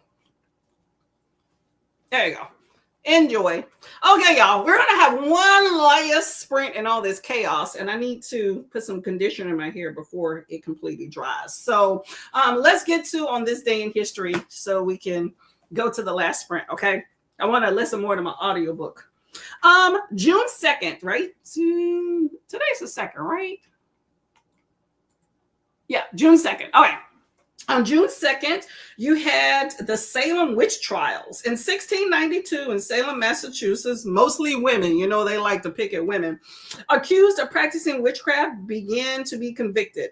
They were sentenced to death by hanging, not burned at the stake as popularly believed. That's interesting. I knew they hung some, but I thought that they burned some too. But according to this, it says all these women were hung, not burned. Learn something new. In 1953, can't speak right. 1953, year before mi madre was born, the coronation was watched on TV. The coronation of Elizabeth II, crowned the Queen of the United Kingdom, Canada, Australia, New Zealand, all these territories, took place at Westminster Abbey. She had a very long reign. I commend her. Rest in peace. Beautiful lady. In 1863, y'all, American anti-slavery activist Harriet Tubman led a group of 150 Black soldiers along South Carolina's Combahee River during the U.S. Civil War, freeing more than 700 enslaved people. She was the first woman to direct a major U.S. military operation. See, that is something that is left out in history. A lot of people don't talk about. I know I was never taught that in school, that Harriet Tubman did more than help free enslaved individuals. I'm trying to use that term, by the way, enslaved individuals instead of slaves. But I was always taught that she just ran the Underground Railroad and helped. I didn't realize that until I saw what was the movie with Cynthia Erivo, and then read some more backstory that she actually helped during the Civil War, because with her going back and forth to the South undetected to free enslaved individuals, she had a whole lot of knowledge of those areas. And so she actually helped during that and led some combat operations. So I thought that was very, very interesting.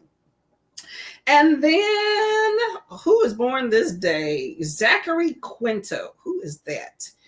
He starred in the TV series Heroes and was Spock on Star Trek movies.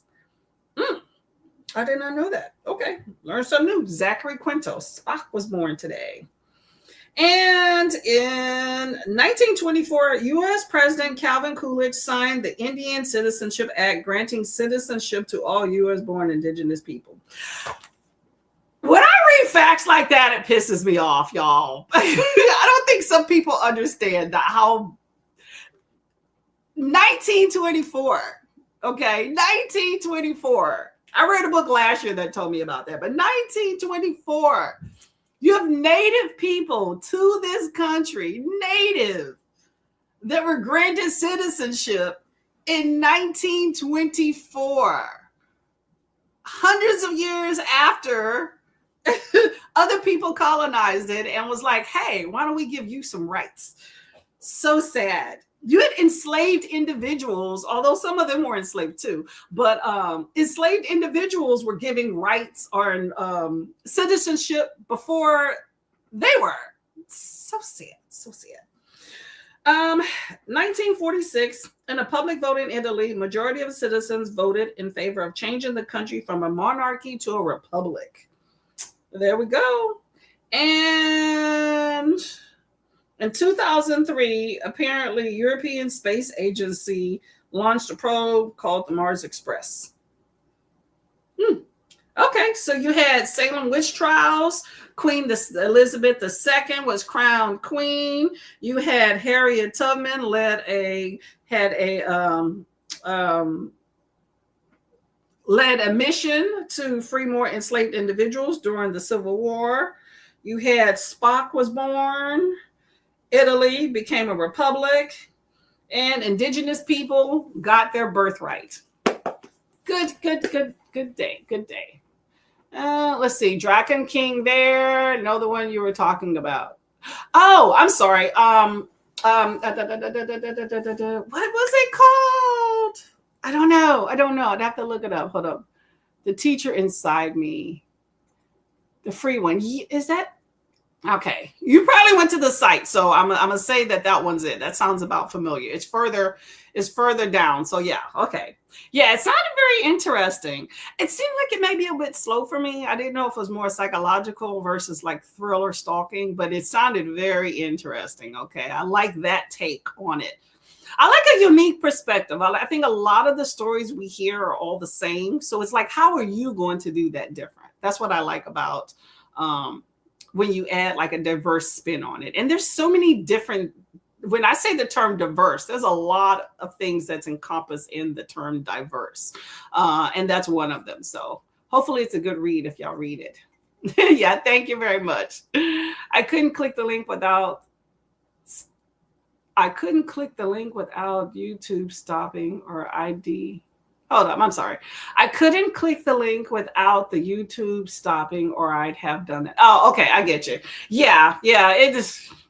That's the nature of like doing things on your phone. I prefer when I have my computer available, I can multitask, but that's not always the case. So I understand. All right, y'all, let's get to this last sprint here. Just this last one. Just one last one. And we're going to go for an hour here, okay? And where did it go?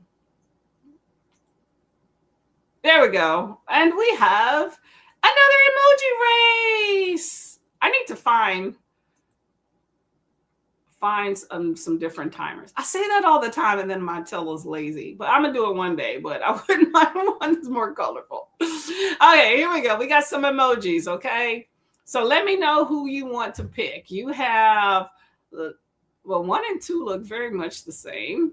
Number 3 looks like scowling, and number 4 is like, ooh, what's going on? All right, let me know which one you want. Okay. Let me see.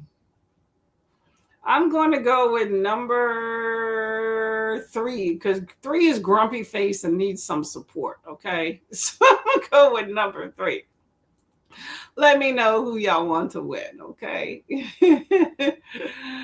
Okay, Mel's gonna go with the monocle dude. Yes, okay, I'm number 3 as well. A few threes. Agent T is gonna go with 2. Uh and we all have to fight for that one, okay? Hey, 3 looks like he's ready for a fight, okay? I'm trying to figure out who messed up his cornflakes. I think 1 and 2 must have pulled a joke on 3, and 4 is like, ooh. I'm making up my own story with these emojis. I'm sticking to it, okay? Fight. We got it. Oh, no, you can't take them all. Hey, somebody got to show them some love, okay? Okay, y'all. Okay, let's get to this race, okay? Happy reading. I will see y'all in an hour. Last count.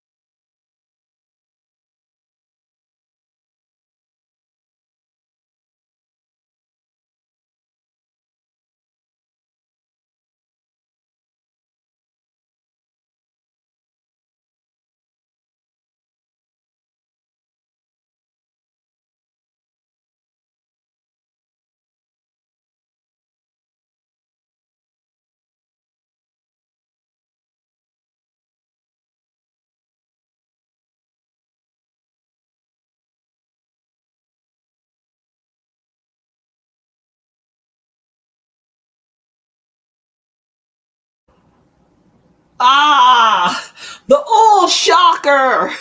Why is that fitting that the ooh shocker face guy won? Okay. Okay, so number 4 is the winner, the ultimate winner of the last emoji race here. How did that? Oh, man, I'm dropping my mouse. All right. Trying to get some stuff together, y'all, while I'm dripping all over this friggin' house here, okay? All right. So, how did that sprint go? I was listening to my book. I conditioned my hair. I set underneath the dryer for the deep condition, and then I rinsed out the conditioner, and now here I am. So I also was listening to some of my audiobook. I'm about halfway through, so still enjoying the book. I just don't understand if let's say, okay, well, in this book, okay, this girl has on a ring, right? She's engaged. I don't understand if this ring metal is messing your hand up. Okay, probably other things, but physically your hand, some stuff is happening. Why wouldn't you take it off? Okay, even when your fiance is like, hey, take this ring off, it looks like this may be infected. Why would you? I mean, I don't get it. And then I don't understand in what world a ring can't be resized. I don't know. Whatever. You know what? That's that. So, ooh, I'm tripping on the back of my neck here. But still enjoying the book. It's called Death Do Us. Is it Death Do Us or Till Death Do Us? Hold up a second. Let me double check this book name. Death Do Us. It's a Ned Galley art published on the 30th of this month. So I should be finished reading this book hopefully by tomorrow. Depends. I'll be listening some more or either reading. Either way, while I'm doing my hair, I got some time today for sure. So I will definitely make a bigger dent in this book. So, but that is what I am reading here. Number 4. Okay, well, Agent T, you got your wish. Okay, number 4 did indeed win. Okay. Chris says, I'm going with the one in the yeah. Wow, you're a winner too, right? You're definitely a winner on that one. Oh man, I feel like I am on my neck here. All right. You have number 4. Looks so surprised to have won. I was like, yes, exactly. Mel didn't read that sprint, chatted with Nkechi on her sprints for a bit, and made some lunch. Ooh, do tell. What did you have for lunch? What did you have? I need to go catch up and see who is sprinting. I've been friggin' running around here trying to do random things and hair. So I'm going to nest in somebody's sprints after this while I get everything else done. So might pass by there and see how she's doing there too. Okay. But that was the sprints for today, y'all. Okay. That was the sprints. We are done. That was the last sprint. I don't know what else y'all have going on for the rest of the day. Let me know. I will definitely see you in sprints though. As far as for me, I will be back next Tuesday for sprints. I don't know if it'll be 9 or 10. I'm still trying to figure out what Coda's doing with gay shit and scheduling for that. But it'll either be 9 a.m. or 10 a.m. Next week in one fashion or another. Okay. As far as with videos, I may or may not have a video out this weekend. I have not gotten that far yet. I've been busy. So I'm inclined to think it depends on what I have come up thinking in my head. I haven't figured that out. Well, no, I have some written down. Do I have anything about that though? No, I don't, but we'll see. So that is my plan there. Tentative video, and definitely will be here for next Tuesday for sprints. Okay, so I appreciate all of y'all coming by. It's been a great day with some fun friends. Mel had sweet potato mash with avocado, sour cream, and some poached eggs. Ooh, Sounds fancy, girl. Okay. I like it. I like it. It's like breakfast, brunch. It's brunch. That's what that is. Breakfast and lunch rolled together. Okay. Enjoy. And it sounds very healthy too. Okay. I had a excuse me, I had a bit of a candy bar while I was under the dryer. So that's what I did. Not very healthy. Thank you so much for coming by today. It's been a great time. I appreciate all of y'all. Let me see who's been here. We've had Mel, Agent T, we had Elena, Kiana, Livia, Black Widow, Kiani, Chris. Who else? Let me go through the chats. Vanessa, we had Alicia, we had Kelly. I was trying to say Kobe. I said Kiani, right? I think I did. Yeah. And Mary, I can't forget Mary, right? Lovely Mary. Mary. Oh, we also had Solandria as well. Okay, so good time, good time. I'm sorry if I missed any of y'all. I am happy whenever y'all come by. Okay, it's always a good time. So I'm going to be getting out of here and go get to the rest of this monstrosity, but I'll see you on sprints. Okay, y'all have a lovely, lovely rest of your day and stay blessed as always. Okay. Bye bye.